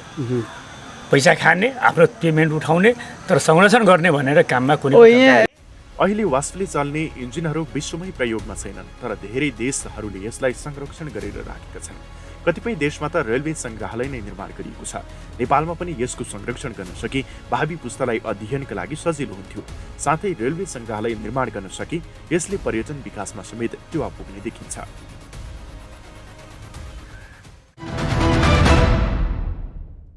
निश्चित प्रयोजनका लागि प्रयोगमा आइसकेपछि धेरै सरकारी तथा सार्वजनिक सङ्घ संस्था तथा कम्पनीहरूको सम्पत्ति अलपत्र पर्ने कार्य नेपालका लागि नौलो होइन र नेपाल रेलवेको सम्पत्तिको हालत पनि यस्तै छ। लगभग 100 वर्ष अघिदेखि नेपाल गभर्मेन्टको रेलवेको नाममा रहेको कतिपय सम्पत्तिहरू भारतीयको कब्जामा छ भने धेरै नेपाली नागरिकले पनि रेलवेको सम्पत्ति आफ्नो नाममा ल्याएर मालामाल बनेका छन्। तत्कालीन राणा प्रधानमन्त्री चन्द्र शमशेरको पालामा 1984 सालमा सञ्चालनमा आएर 2023 सालमा बन्द भएको रक्सौल अम्लेखगञ्ज रेलवेको रक्सौलतर्फ रहेको जग्गा भारतीयहरूको कब्जामा छ। नेपाल सरकारले बेवास्ता गर्दा रेलवेको कतिपय जग्गा अतिक्रमणमा परे कि त व्यक्तिले आफ्नो कब्जामा लिए। नेपाल रेलवेको जग्गाको विवरण। तत्कालीन नेपाल गभर्मेन्ट रेलवेको 1749 जग्गा अतिक्रमणमा। रक्सौल अम्लेखगञ्ज रेल मार्गमा पर्ने ती जग्गा व्यक्ति र उद्योगबाट अतिक्रमित। 2023 सालतिर रेल सेवा बन्द भएपछि सबै संरचना र जग्गा लामो समय बेवारिसे बने। वीरगञ्जको पावर हाउस चोकदेखि पूर्व पश्चिम राजमार्गको पथलैयासम्म जग्गा गायब। 22 किलोमिटर सडक खण्डको 66 फिट चौडा उक्त जग्गा विभिन्न व्यक्ति र उद्योगद्वारा कब्जा। त्रिभुवन राजपथसँगै जोडिएको उक्त जग्गाको क्षेत्रफल 4,42,569 वर्ग मिटर। राजमार्ग सँगैको यो बहुमूल्य जग्गा निजी कित्तामा मिसाइसकिएको नापीद्वारा नै प्रमाणित। रेलवेको जग्गा मिचेर बाराको परवानीपुर, जितपुर र सिमारामा बस्ती नै बसाइयो। रेलवे सञ्चालनका लागि तत्कालीन नेपाल सरकारले भारतको रक्सौलमा किनेको जग्गा पनि बेबारिसे। तत्कालीन बेलायत सरकारसँग सन् 1927 जुन 19मा 16 बिघा 1 कट्टा 4 दूर जग्गा खरिद। तर विक्रम सम्वत 2017 सालमा रक्सौलदेखि पथलैयासम्मको त्रिभुवन राजपथ र 2020 सालमा मेची महाकाली जोड्ने महेन्द्र राजमार्गको निर्माण भएसँगै 2023 सालमा रेलवे सेवा बन्द भयो। रेल सेवा बन्द भएसँगै रेलवेका सबै सम्पत्ति मासिए। करिब 26 वर्षपछि नेपाल रेलवेको सबै सम्पत्ति नेपाल यातायात तथा पारवहन संस्थानको नाममा स्थानान्तरण भएको थियो, तर संस्थानलाई विघटन भएपछि संस्थानको वीरगञ्जको र रक्सौलको जग्गा अलपत्र परेको हो। तर ढिलै भए पनि अब यी सम्पत्ति खोजी गरी सदुपयोग गरिनुपर्ने आवाजहरू उठ्न थालेका छन्। यता भौतिक पूर्वाधार तथा यातायात मन्त्रालय मातहतमा रहेको रेल विभाग भने रक्सौल अम्लेखगञ्ज रेलवेको जग्गाबारे बेखबर छ। सरकारी तथा सार्वजनिक सबै सम्पत्तिहरू अझै गुमनाम अवस्थामा छन्। नेपालमा रेलको चर्चासँगै रेलवेको नाममा पहिला भएको जग्गाबारे नागरिक स्तरबाट चासो व्यक्त हुनु सकारात्मक पक्ष हो। त्यसैले आफ्नो सम्पत्तिको रक्षा गर्न सरकार नै अघि बढ्नुपर्छ। पछिल्लो समय रेल यातायात ठूला सहरको आवश्यकता नै बनिसकेको छ। सवारी चाप बढीसँगै संघीय राजधानी काठमाडौँमा पनि मोनो र मेट्रो रेल गुडाउने विषयले प्रवेश पायो। यसमा करिब 10 वर्ष अघि नै सम्भाव्यता अध्ययन पनि गरियो, तर अहिलेसम्म मेट्रो रेल सञ्चालनको गुरु योजना समेत बनेको छैन।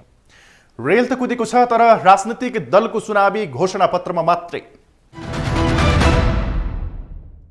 संघीय राजधानी काठमाडौँमा मेट्रो रेल गुडाउने विषय अब नयाँ रहेन। करिब 10 वर्ष यता मेट्रो रेलको सम्भाव्यता अध्ययनले निरन्तरता पाएको छ। रेल विभागले 2068मा र लगानी बोर्डले 2074 सालमा काठमाडौँ उपत्यकामा रेल सञ्चालनको सम्भाव्यता अध्ययन गरेको थियो। रेलवे विभागले गरेको अध्ययनबाट 2 स्थानमा अन्डरग्राउन्ड र 3 स्थानमा एलिभेटेड इलेक्ट्रिफाइड मेट्रो रेल गरी 5 वटा रुटमा रेल सञ्चालन सम्भव रहेको देखायो। अब काठमाडौँको भनौँ न फ्लोटिङ पपुलेसन भन्छौँ हामी, करिब 50 लाख नागिसक्यो अवस्था छ। अब यो पपुलेसन डेन्सिटीलाई ट्रान्सपोर्टेसन सर्भिस दिने हो भने हामीले मेट्रोमा नगई हुँदैन र ढिलो भइसकेको छ। काठमाडौँमा जो अहिले ट्राफिक जामको समस्या देख्नुहुन्छ हैन, अब अहिले पनि गरिएन भने सायद धेरै नै ढिलो हुन्छ। अब त्यही भनेर चाहिँ हामीले 2010-11 मै यो रेल विभाग मातहतमा चाहिँ एउटा फिजिबिलिटी स्टडीको काम भएको थियो। काठमाडौँ उपत्यकाभित्र त्यो फिजिबिलिटी स्टडीले चाहिँ नि 5 वटा लाइन आइडेन्टिफाई गरेको थियो, 5 वटा डिफ्रेन्ट लाइन्स चाहिँ, र त्यो लाइनले चाहिँ नि काठमाडौँको अहिलेको जुन डिमान्ड छ त्यसलाई चाहिँ करिब पूर्ति गर्थ्यो। रेल विभागले 2077मा पुनः अध्ययन थाल्यो, जसमा सबैभन्दा बढी यात्रुको चाप हुने नारायण गोपाल चोकदेखि सातदो खण्डको रुटलाई लिएर सम्भाव्यता अध्ययन गरियो, तर अध्ययनमा एलिभेटेड बनाउन सम्भव देखिएन, किनकि नारायण गोपाल चोकबाट लाजिमबाट आउने सडकमा 4 वटा साना सवारी साधन ओहोर दोहोर गर्छन्। सोही कारण सडकको बीचमा पिल्लर राखी फ्लाइओभरमा रेल गुडाउने हो भने आधा मात्रै साना सवारी साधन गुडाउन सकिन्छ। सो क्षेत्रमा रेलवे ट्र्याकमा पर्ने घर भत्काउन पनि सम्भव छैन, किनकि मुआब्जाले लागत नै दोब्बर पार्ने निश्चित छ। उता पानी पोखरी खण्डमा खानेपानीको ट्याङ्की पनि भत्काउनु पर्ने देखिएकोले अन्डरग्राउन्ड गर्नुपर्ने देखिएको छ। यता लगनखेल क्षेत्रमा रेल भन्दा मुनि मनसिन्द्र नाथको रथ गुडाउन नमिल्ने भन्दै स्थानीयले विरोध गरेका छन्। काठमाडौँमा विभिन्न जात्राहरू हुने सहर हो यो हैन। अब रातो मचिन्द्रनाथ, सेतो मचिन्द्रनाथ छन्, विभिन्न मठ मन्दिरहरू छन्। अब त्यो रेलवेको अलाइनमेन्ट चाहिँ हाम्रो एलिभेटेड हो। एलिभेटेड भनेको जमिनको माथिबाट जाने। अब त्यो त्यसरी जमिन सतहभन्दा माथिबाट लाँदाखेरि चाहिँ तपाईँको अब यो रथ यात्रा गर्दा व्यवधान आउने अथवा भगवानको रथै त्यो मेट्रोको लाइनको मुनिबाट जानुपर्ने, यो चाहिँ हुनु हुँदैन भन्ने चाहिँ धेरै ठाउँबाट कुराहरू आइरहेछ हामीलाई। अब यो भनौँ हेरिटेजको कन्सर्नले गर्दा हेर्दाखेरि सही पनि हो, तर त्यसले चाहिँ नि यो डिपिआरको काम, जुन मेट्रोको डिपिआरको काममा चाहिँ धेरै व्यवधान खडा भएको छ। कतिपय महानगरपालिकाले त हामीलाई लेखेर पनि दिए, ललितपुर महानगरपालिकाले, र त्यसले गर्दाखेरि काम चाहिँ सहज रूपमा अगाडि बढ्न सकेको अवस्था छैन। यता चक्रपथमा मोनोरेल चलाउन काठमाडौँ महानगरले पनि डिपिआर बनाइरहेको छ। कलङ्कीदेखि महाराजगञ्जसम्म चक्रपथ विस्तारपछि मोनोरेलको लागि पूर्वाधार बनाउन थाल्ने महानगरले जनाएको छ। पछिल्लो अध्ययन अनुसार काठमाडौँ उपत्यकामा दैनिक 40 लाख यात्रु एक ठाउँबाट अर्को ठाउँमा ओहोर दोहोर गर्छन्। 30 लाख भन्दा बढी यात्रुको ओहोर दोहोर हुने शहरमा रेललाई उपयुक्त यातायातको माध्यम मान्ने यातायात इन्जिनियरिङको मान्यता छ। 2072 सालमा भारतले नेपालमाथि नाकाबन्दी लगाएपछि तत्कालीन केपी ओली सरकारले चीनसँग व्यापार तथा पारवाहन सम्झौता गरेसँगै हिमाल पारीको रेल नेपाल ल्याउने चर्चा र चासो एकसाथ बढ्यो। सन् 2020सम्म चीनले समेत सुगात्सेबाट नेपालको सीमाबिन्दु केरुङसम्म रेल सञ्जाल जोड्ने योजना सार्वजनिक गरेको थियो। रेलले नेपालमा व्यापक चर्चा बटुले पनि रेल मार्गमा उल्लेख्य प्रगति भने भएको छैन। रेल विभाग स्थापना गरेरै सरकारले अन्तर्देशीय सञ्जाल निर्माण गर्न खोजेको नै दशक नाग्न लाग्यो, तर उत्तरी विशाल हिमाल छिचोलेर रेल काठमाडौँ झर्ने सपना भने टाढै छ। यता भारतको रेललाई पनि काठमाडौँसँग जोड्ने दर्जनौं पटक सर्वे र बैठकहरू गरिए, तर दिगो लक्ष्य र प्रतिबद्धताको अभावमा रेलको काठमाडौँ यात्रा पनि टाढै छ। राणाकालमा नेपालको तराईको जंगलबाट काठपात लैजान भारतमा शासन गर्ने बेलायती इस्ट इन्डिया कम्पनी सरकारले रेलवे निर्माण गरेको थियो। चीनबाट रेल भित्रिने चर्चासँगै भारत सरकारले समेत नेपालसँग जोडिने ती जीर्ण मार्ग बिउताएको छ। तर नेपालको भू राजनीतिक नक्सा बदल्ने ठानिएको चीनसँगको रेल सञ्जाल निर्माणले भने आकार लिएको छैन। सरकारले रेल विभाग स्थापना गरेको 1 दशकको इतिहासमा पनि रेल मार्ग विस्तारमा देखिने गरी परिवर्तन भएको छैन। सरकारले कागजमा रेल मार्ग निर्माणको थुप्रै योजनाहरू बनाए पनि वास्तविकतामा भने अझै कति वर्ष कुर्नुपर्ने हो यसको जवाफ रेल विभागसँग पनि छैन। कुनै पनि आयोजना एउटा प्रोजेक्ट भन्ने बित्तिकै त्यसको स्टार्ट डेट र त्यसको कम्प्लिसन डेट भन्ने कुरा फिक्स गरेर हामीले काम अगाडि बढाउनुपर्छ। तर यो रेल आयोजनाको केसमा यो भएको छैन। यसको कम्प्लिसन डेट कहिले कहाँदेखि कहाँसम्म चाहिँ हामीले यो मितिसम्ममा चाहिँ निर्माणको काम सम्पन्न गरेर सञ्चालनमा ल्याउने हो भन्ने कुनै भनौँ न डेडलाइन फिक्स गरेर हिँडेको अवस्था छैन। त्यो भएर कुनै पनि प्रोजेक्ट भन्ने बित्तिकै त्यसको स्टार्ट डेट र एन्डिङ कम्प्लिसन डेट चाहिँ हुनैपर्छ। त्यो कुरामा चाहिँ रेल आयोजना त्यो तरिकाले अगाडि बढेको छैन।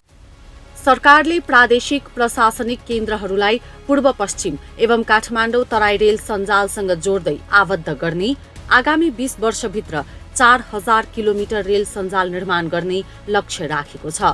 हालको अवस्थामा मेची महाकाली विद्युतीय रेल मार्ग, केरुङ काठमाडौँ, काठमाडौँ वीरगञ्ज, काठमाडौँ पोखरा रेल मार्ग, मोनो रेल, मेट्रो रेल, भारतीय सिमानासँग जोड्ने रेल मार्ग निर्माण सम्बन्धी प्रक्रिया अगाडि बढेको छ।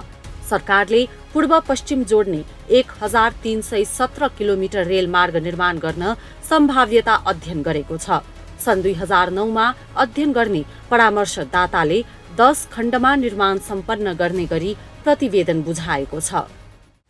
सम्भाव्यता अध्ययन प्रतिवेदनमा समेटिएका खण्डहरू: गड्डाचौकी महादेवपुरी 202 किलोमिटर, महादेवपुरी महुवा 139 किलोमिटर, महुवा तमसरिया 123 किलोमिटर, तमसरिया चन्द्रनिगाहपुर 176 किलोमिटर, चन्द्रनिगाहपुर लहान 119 किलोमिटर, लहान काँकडभिट्टा 183 किलोमिटर, तमसरिया आम्बो खैरेनी 71 किलोमिटर, पोखरा काठमाडौँ 187 किलोमिटर, भारतीय सिमानासम्म लिङ्क 113 किलोमिटर।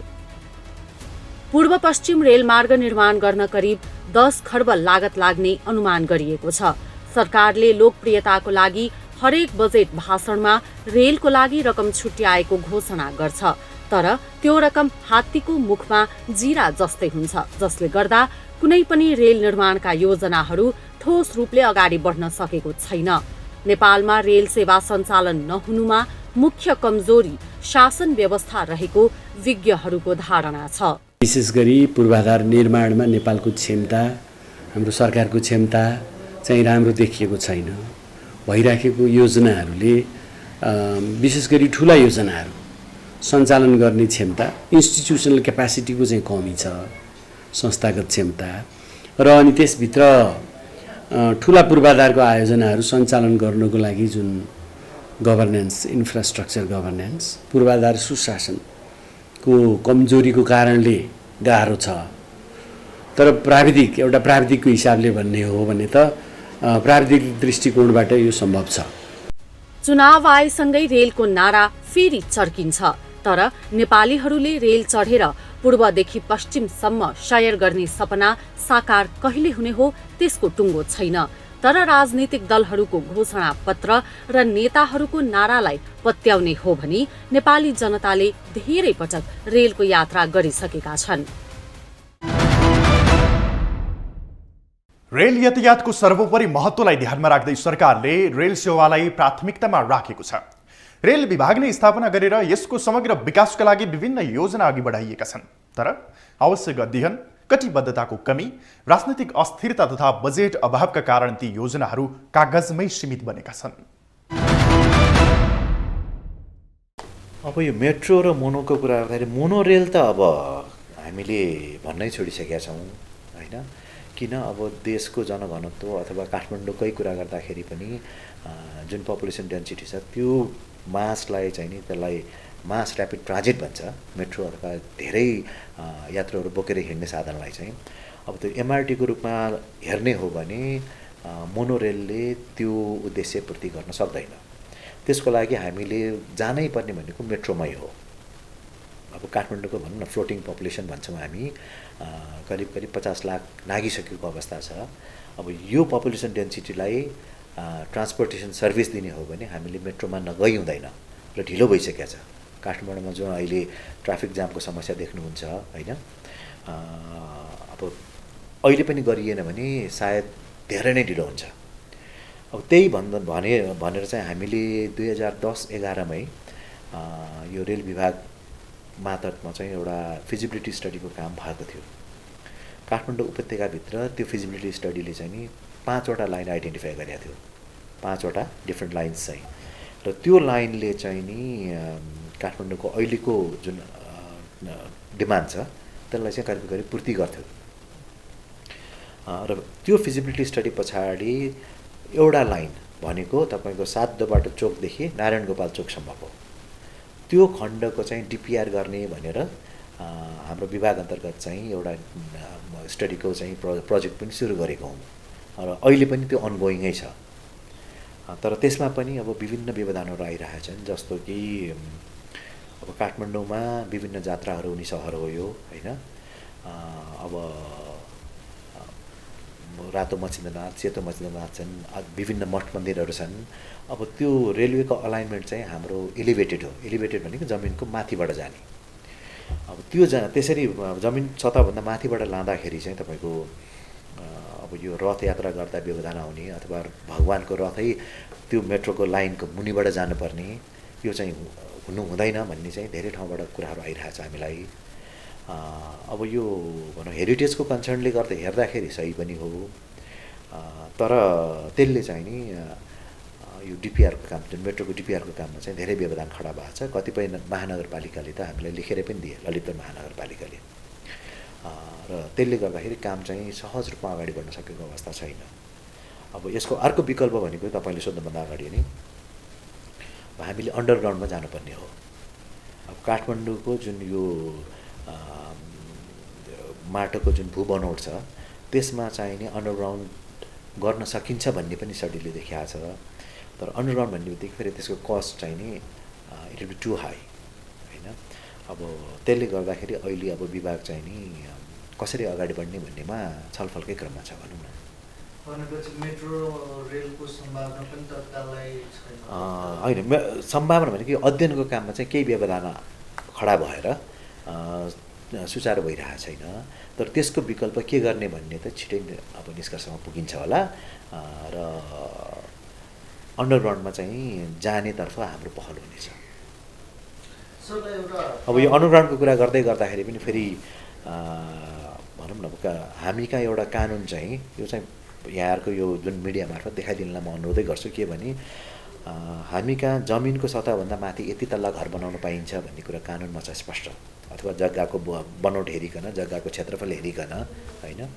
अब अन्डरग्राउन्डको केसमा चाहिँ कति तल्ला मुनि त भन्ने कानुन चाहिँ अझै अभाव देख्छु म चाहिँ है त्यसमा। अब कतै त्यस्तो कानुन छ भने अब हाम्रो जानकारीमा नआएको पनि हुनसक्छ, तर कति फिट मुनि, कति मिटर मुनि जाँदाखेरि चाहिँ हामीले कुनै पनि संरचना भेट्दैनौँ भन्ने कुराहरू चाहिँ निश्चित हुनुपर्छ।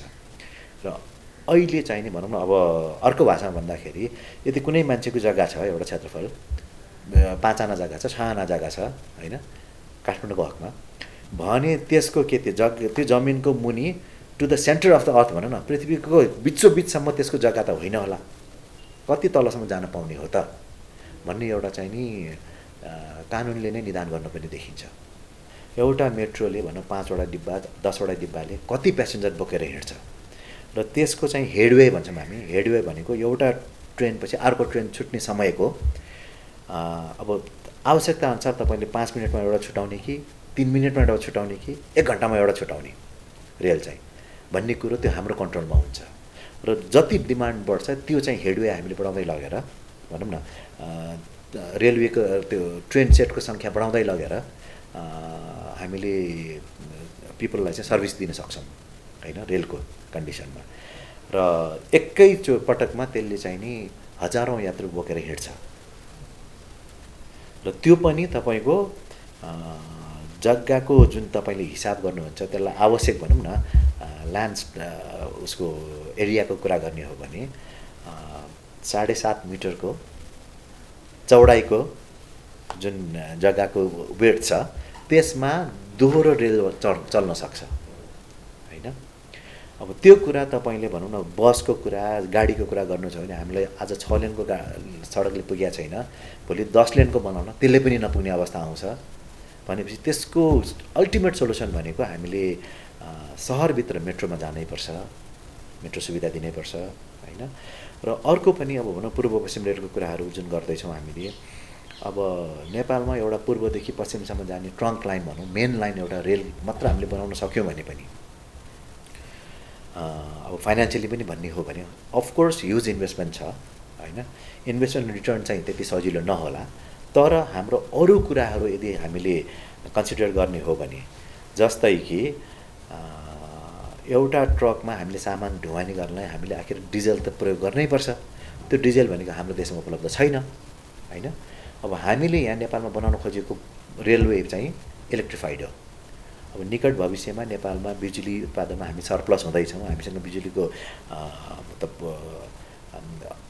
पुग्दो उत्पादन हुन्छ होइन। त्यस पछाडि त्यो उत्पादन भएको बिजुली मात्रै हामीले हाम्रो ट्रान्सपोर्टेसन सेक्टरमा खपत गऱ्यौँ भने पनि हाम्रो डिजलमा जुन फसिल फ्युलमा भनौँ न आयात जुन डिजल पेट्रोल आयात गर्न लागिरहेको विदेशी मुद्राको सञ्चितमा हामीलाई जुन समस्या भइरहेछ त्यसको लागि त ठुलै फाइदा हुन्छ हामीलाई हेर्नुहोस्। र यति पनि भन्नु अझ एउटा रेक भनौँ न वान रेक अफ ट्रेन भनेको एउटा रेलगाडीले तपाईँको 100औं ट्रकले बोक्ने साधन एउटा रेलले बोकेर हिँड्छ। अब हिसाब गर्नुहोस् हामीलाई फाइदा कति हुन्छ होइन। अब हो तपाईँले भने जस्तो यसमा ह्युज इन्भेस्टमेन्ट कस्ट चाहिँ छ, तर यति भन्दै गर्दा फेरि अर्को कुरा मैले के थप्न चाहेँ भने पब्लिक ट्रान्सपोर्ट सेक्टरमा भनौँ न जनतालाई सुविधा दिने कुरा गर्दाखेरि चाहिँ नि अब त्यसको पैसा कसरी उठाउने के गर्ने भन्नुभन्दा पनि त्यसमा लागेको इन्भेस्टमेन्टको कस्ट चाहिँ नि जनतालाई टिकट बेचेर भनौँ न बसकै कुरा गर्दाखेरि पनि 2 रुपियाँको 5 रुपियाँको 10 रुपियाँ 20 रुपियाँको टिकटले त्यो बसको खर्च त उठ्ला, तर त्यो बाटो बनाउन लागेको खर्च त पक्कै उठ्दैन नि होइन। तर हामीले के चाहिँ सोच्नु पऱ्यो भने सरकारले चाहिँ के सोच्नुपर्छ जस्तो लाग्छ भने मलाई मेरो व्यक्तिगत धारणा हुनसक्छ यो चाहिँ यो पब्लिक ट्रान्सपोर्टेसनमा चाहिँ सरकारले पैसा खन्याउनुपर्छ, त्यसमा इन्भेस्ट गरिदिनुपर्छ। र तपाईँ भनौँ अफिस जानुहुन्छ, तपाईँ 9 बजे अफिस पुग्नुपर्छ, 10 बजे अफिस पुग्नुपर्छ भनौँ अझ सरकारी उसमा भन्दा 10 बजे अफिस पुग्नुपर्ने मान्छेलाई 9 बजे घरबाट निस्किने र 10 बजे अफिस पुग्न सक्छु भन्ने उसलाई एउटा कन्फिडेन्स हुनु पऱ्यो, त्यसमा एउटा चाहिँ एस्योरेन्स हुनु पऱ्यो हो। र अफिस चाहिँ 5 बजे छुट्छ, 6 बजे ऊ घर पुगिसक्छ भनेपछि उसलाई 5 बजेसम्म अफिसमा बस्छ होइन। किन त भन्दाखेरि हाम्रो यातायातको सुविधाले गर्दाखेरि। अब सोच के हुनु पऱ्यो भने त्यो यातायातमा जुन लगानी भएको छ सुविधा निर्माण गर्नलाई त्यो पैसा चाहिँ न कि त्यो व्यक्तिबाट चाहिँ टिकट बेचेर त्यसको टिकटबाट उठेको मनी पैसाले चाहिँ नि त्यो धान्ने हो, त्यो सोच चाहिँ छोड्नुपर्छ। गर्नु के पर्यो भने एउटा कुनै कर्मचारी 10 बजे अफिस पुगेको छ 5 बजेसम्म उसले बसेर काम गर्छ होइन भने उसलाई 10 देखि 5 को बिचमा उसलाई निचरेर भन्छु म त अझ काम निकाल्ने हो सरकारले, त्यहाँबाट आफ्नो फाइनेन्सियल स्ट्याटस बढाउने हो, न कि उसले त्यो टिकटमा तिरेको पैसाबाट चाहिँ म अब यो ऊ चलाउँछु भनौँ न रेल सेवा बस सेवा जेसुकै भन्नुहोस् चलाउँछु भने यो सोच चाहिँ छोड्नुपर्छ। रेलको सम्भावना नेपालमा त प्रशस्तै छ, राम्रो पनि छ। यसको दुईटा उदाहरण लिने हो भने नेपाल जस्तै देश स्विट्जरल्यान्डमा रेलको प्रशस्तै उनीहरूले त हिमालमा पनि लगेको छ, पहाडमा पनि लगेको छ, टनलहरू पनि बनाएको छ। त्यसकारण भौगोलिक कारणले पनि असम्भव त छैन हाम्रो प्राविधिक दृष्टिकोणबाट। अब सामाजिक र आर्थिक दृष्टिकोणलाई नहेरिकन हेर्ने हो भने प्राविधिक दृष्टिकोणबाट प्रशस्तै सम्भावना छ। र अर्को कुरा नेपालमा त्यही सम्भावना भएर नै होला पहिले वीरगञ्जदेखि अमलेखगञ्ज त सन् 1927मै नेपालमा रेल चलिसकेको थियो, कति 48 किलोमिटर जस्तो लगभग। त्यसपछि दोस्रो पटक 1927मा 27 पछि धन्दै 10 वर्षपछि जयनगरबाट फेरि जनकपुरमा पनि रेल ल्याइसक्यो। त्यो भन्नाले धन्दै अब नेपालमा रेल आएको अहिले 2023 भयो 1927 भनेपछि त 96 वर्ष पहिला नेपालमा आइसक्यो है। त्यसकारण अब सम्भावना नभएर त आएन त्यतिखेर पनि। अनि तर अब अहिलेको दृष्टिकोणबाट हाम्रो क्षमता, विशेष गरी पूर्वाधार निर्माणमा नेपालको क्षमता, हाम्रो सरकारको क्षमता चाहिँ राम्रो देखिएको छैन। भइराखेको योजनाहरूले विशेष गरी ठुला योजनाहरू सञ्चालन गर्ने क्षमता, इन्स्टिट्युसनल क्यापासिटीको चाहिँ कमी छ, संस्थागत क्षमता। र अनि त्यसभित्र ठुला पूर्वाधारको आयोजनाहरू सञ्चालन गर्नको लागि जुन गभर्नेन्स, इन्फ्रास्ट्रक्चर गभर्नेन्स, पूर्वाधार सुशासनको कमजोरीको कारणले गाह्रो छ। तर एउटा प्राविधिकको हिसाबले भन्ने हो भने त प्राविधिक दृष्टिकोणबाट यो सम्भव छ र यसले आर्थिक विकासमा सहयोग त पुर्याउँछ नै। तर मुख्य कुरा चाहिँ हाम्रो शासकीय क्षमतामा नै मुख्य समस्या छ। पपुलेसनको दृष्टिकोणले हेर्ने हो भने संसारको अरू सहरहरूमा मोनोरेल र मेट्रो रेल जति चलेको छ त्यो दृष्टिकोणबाट त सम्भव छ पपुलेसनको हिसाबले।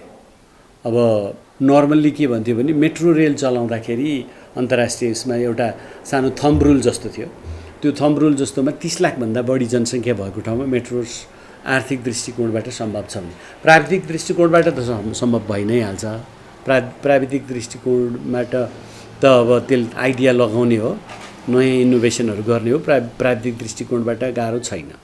मुख्य कुरो आर्थिक र हाम्रो क्षमता, म्यानेजमेन्ट क्यापासिटी हो। अनि त्यसको क्षमता भयो भने 30 लाखभन्दा बढी जनसङ्ख्या भएको ठाउँमा गर्छ। तर विकसित देशहरू र धनी देशहरूले त 30 लाखभन्दा कम जनसङ्ख्या भएको, 20-22 लाख जनसङ्ख्या भएको ठाउँमा पनि बनाएको छ। तर हाम्रो देशमा अब अहिले काठमाडौँको पपुलेसन, अब भ्यालीभित्रको पपुलेसन, 3वटा जिल्लाको पपुलेसन प्लस अनि हाम्रो यो पर्मानेन्ट रेजिडेन्ट नभए पनि टेम्पोरेरी रेजिडेन्ट बहालमा बसेको अनि आउने जाने गर्दाखेरि त 30 लाखभन्दा माथि छ हाम्रो जनसङ्ख्या। अहिले झन्डै 50 लाख जस्तो होला। त्यसले गर्दाखेरि पपुलेसनको हिसाबले सम्भव छ, मोनोरेल पनि सम्भव छ र मेट्रो रेल पनि सम्भव छ।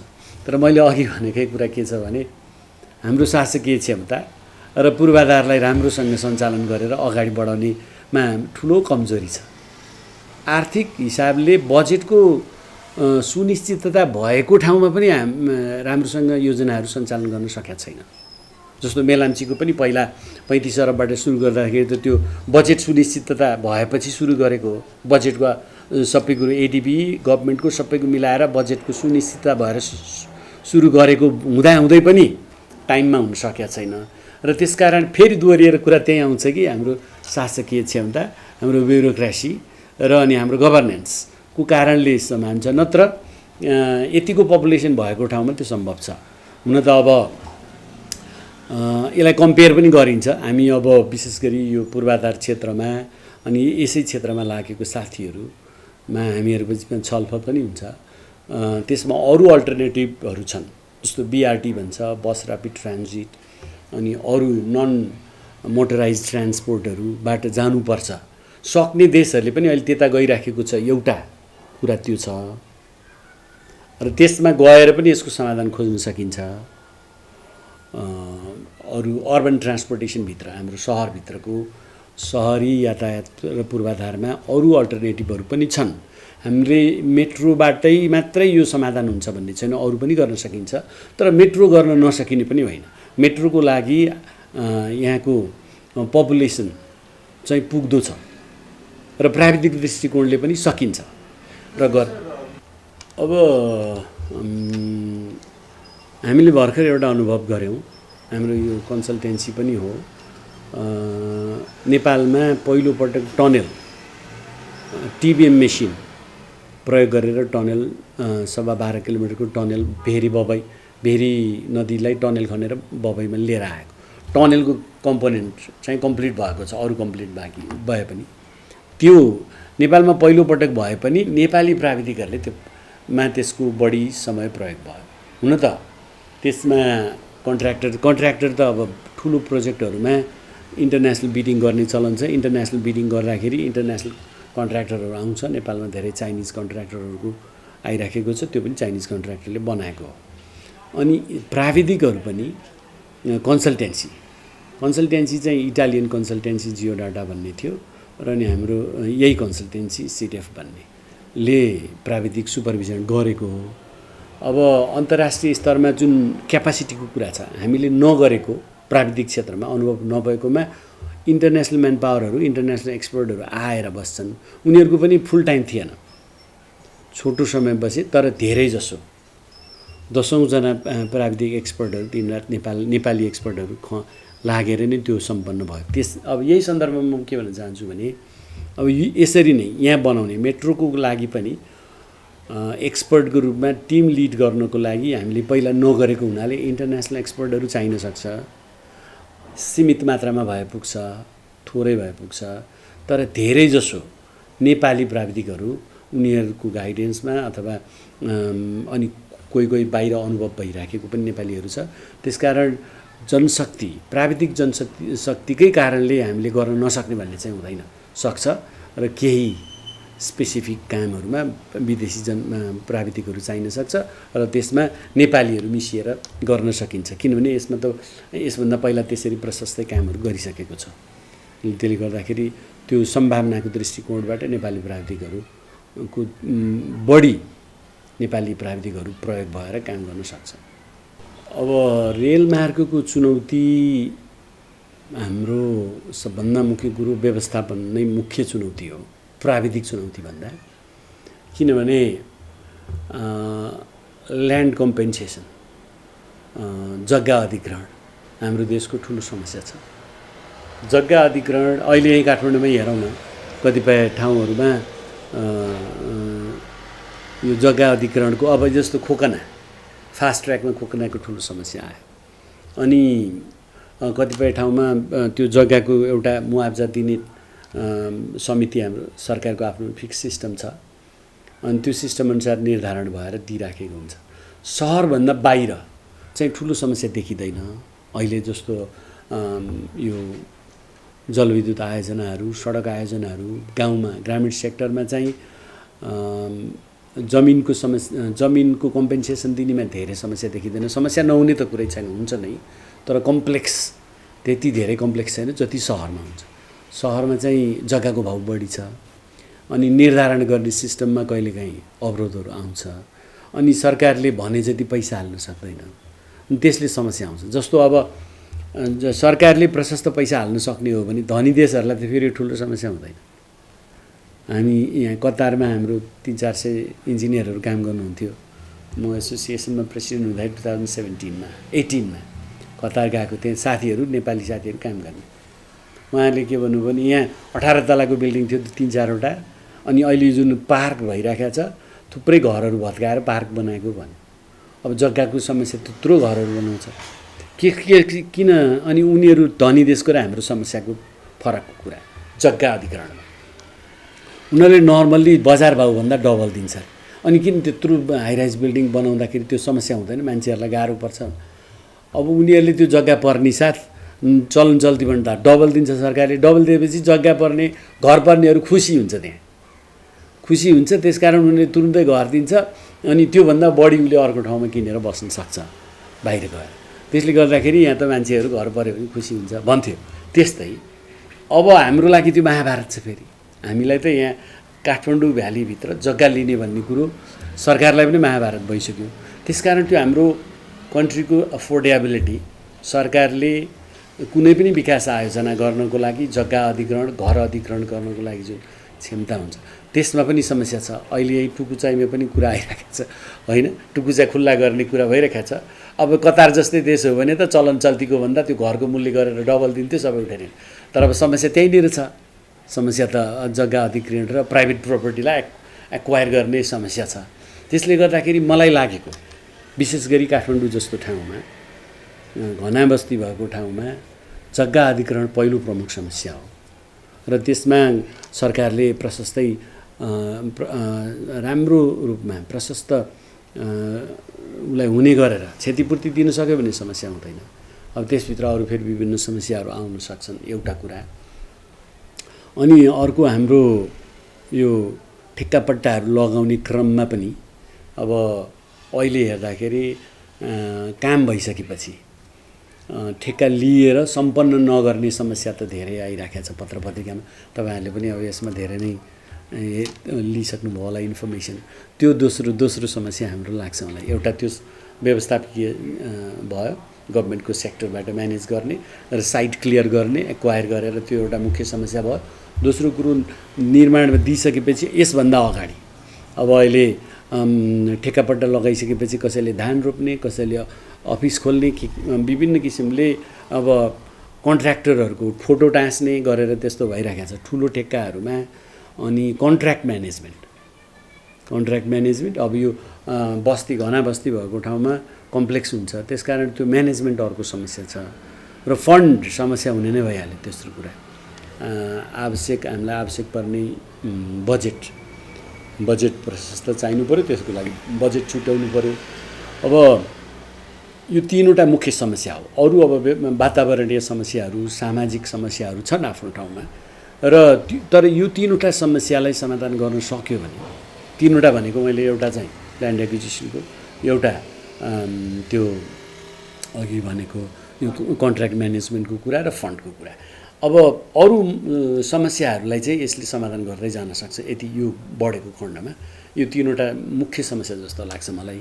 र यो समस्याहरू समाधान भयो भने हामीले चाहेअनुसार बनाउन सक्छौँ। अरू अल्टरनेटिभहरू आफ्नो ठाउँमा छ, त्यो गर्न नसकेको ठाउँमा यदि हामीले मेट्रो बनाउन सकेनौँ, यस्तो गर्न सकेनौँ भने पनि अरू तरिकाले पनि गर्न सकिन्छ। यहाँ हाम्रो यो यातायातको लागि सहरी यातायातलाई व्यवस्थापन गर्ने अरू उपायहरू पनि छन्। तर यो तरिकाबाट गएर मेट्रोको लाइनमा जानै पर्यो भने पनि सकिन्छ भन्ने खोजेको। अब फाइदा त यसको मास ट्रान्सपोर्टेसन, मेन त रेलवे भनिन्छ मास ट्रान्सपोर्टेसन। पपुलेसन धेरै भएको ठाउँमा मास ट्रान्सपोर्टेसन हुने भयो, फास्ट हुने भयो। अनि दुईवटा, एउटा प्यासेन्जरको लागि, मान्छेको लागि भयो। दोस्रो कुरो सामान। र इस्ट वेस्टमा हाम्रो नेपालमा त सबभन्दा मुख्य कुरो औद्योगिक रूपमा अलि धेरै हामीले सम्पन्न भएको भए धेरै फाइदा हुन्थ्यो। हामी कहाँ उद्योग धन्दा कम भएको हुनाले औद्योगिक देशहरूभन्दा हामीले कम फाइदा हामी कहाँ फाइदा कम हुन्छ जस्तो लाग्छ। त्यसकारण यसमा विवाद पनि छ अहिले कतिपय कुराहरूमा। जस्तो इस्ट वेस्ट नेपाल सरकारले पूर्व मेची महाकाली रेलको अध्ययनहरू गरिसक्यो, सम्भाव्यता अध्ययन पनि गर्यो, डिपिआरहरू पनि प्राय सेक्सनको बनाइसकेको छ। इन्भेस्टमेन्ट बोर्ड नेपालले 3000 मिलियन डलरको भनेर एउटा प्रोजेक्ट ब्याङ्क भनेर त्यो राखेको पनि छ। अब त्यसभित्र मान्छेहरूले के भन्छ, इस्ट वेस्ट हाइवे प्यारलल एउटा बनिराखेको छ, हुलाकी राजमार्ग सडक बनिराखेको छ, भित्री मधेसको अर्को प्यारलल बनिराखेको छ, अनि माथि फेरि सडकै रूपमा मध्य पहाडी सडक भनेर 4वटा प्यारलल सडकहरू बनिराखेकोमा सडक किन रेल किन चाहियो भन्ने एक किसिमको धारणा पनि छ। त्यो जुन क्रिटिकल धारणा छ त्यो खासै त्यसमा लजिक पनि छ। तर धनी देशहरूको लागि हो भने त यो खास गाह्रो काम थिएन, किनभने उनीहरूले अप्सनहरू प्रशस्तै राखेका हुन्छ।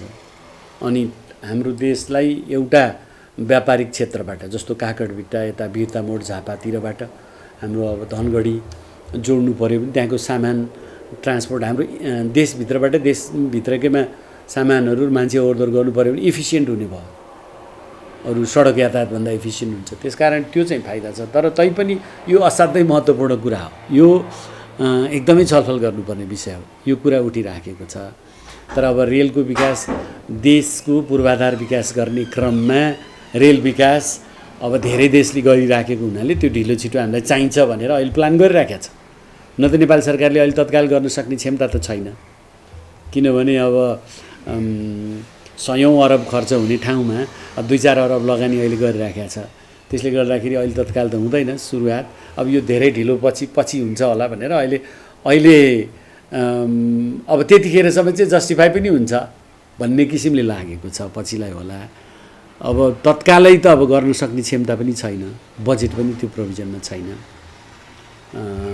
त्यसैले गर्दाखेरि अब फाइदा त डेफिनेटली फाइदा हुन्छ मेरो विचारमा, किनभने फ्रेट ट्रान्सपोर्टमा हाम्रो अब ट्रकहरूले भन्दा अब रेलकोबाट जुन इन्डियामा मालगाडी भन्ने चलन छ नि, फ्रेट ट्रान्सपोर्ट, त्यसमा चाहिँ हाम्रो इफिसियन्सी आउँछ धेरै। हुन त अहिले औद्योगिक हाम्रो सबै क्षेत्रमा उद्योग धन्दा प्रशस्तै नभएको हुनाले त्यति धेरै गुड ट्रान्सपोर्ट इन्डिया जस्तो चाइना जस्तो हुन नसकेको हुनाले अहिले नभए पनि चलिरहेको छ, ट्रकबाट पनि चलिरहेको छ। तर पछि उद्योग धन्दा प्रशस्तै भयो अनि गुड्स ट्रान्सपोर्टेसन व्यापक रूपमा गर्नु पर्यो भने त यसले राम्रै टेवा दिन्छ।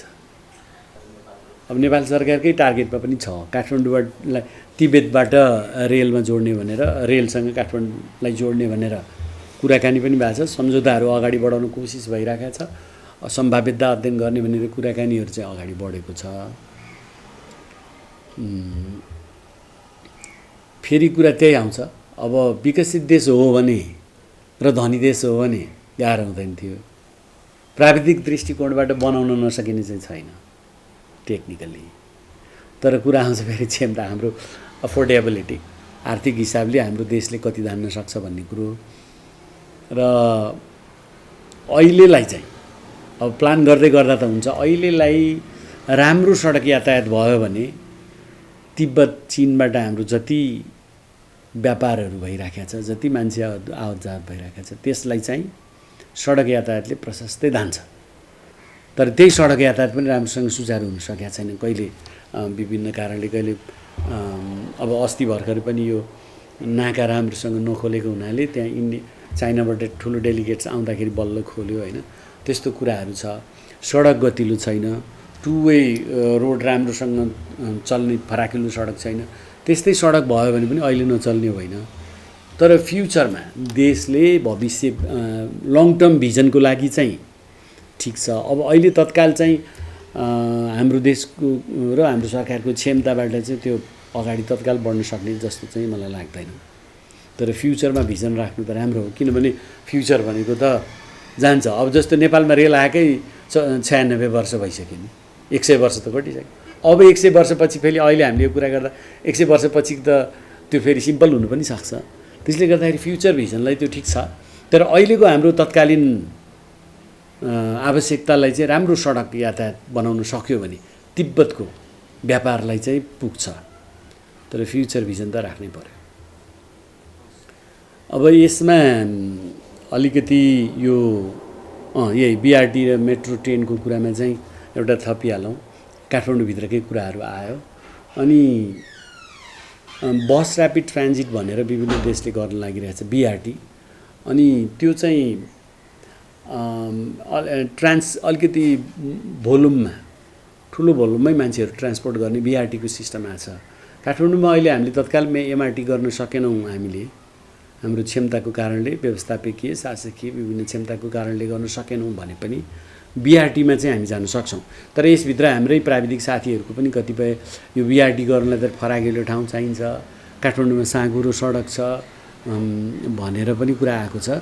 तर सेलेक्टेड ठाउँहरूमा बिआरटी गर्न सक्ने छ। बिआरटी भयो भने, बिआरटी भनेको चाहिँ अहिले मेट्रो ट्रेन बनाउन नसक्यो भने मेट्रो ट्रेनलाई धेरै खर्च लाग्छ।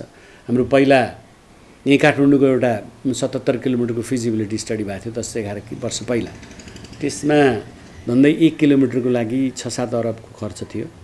र अनि त्यति गर्नको लागि त्योभन्दा निकै कम पैसामा,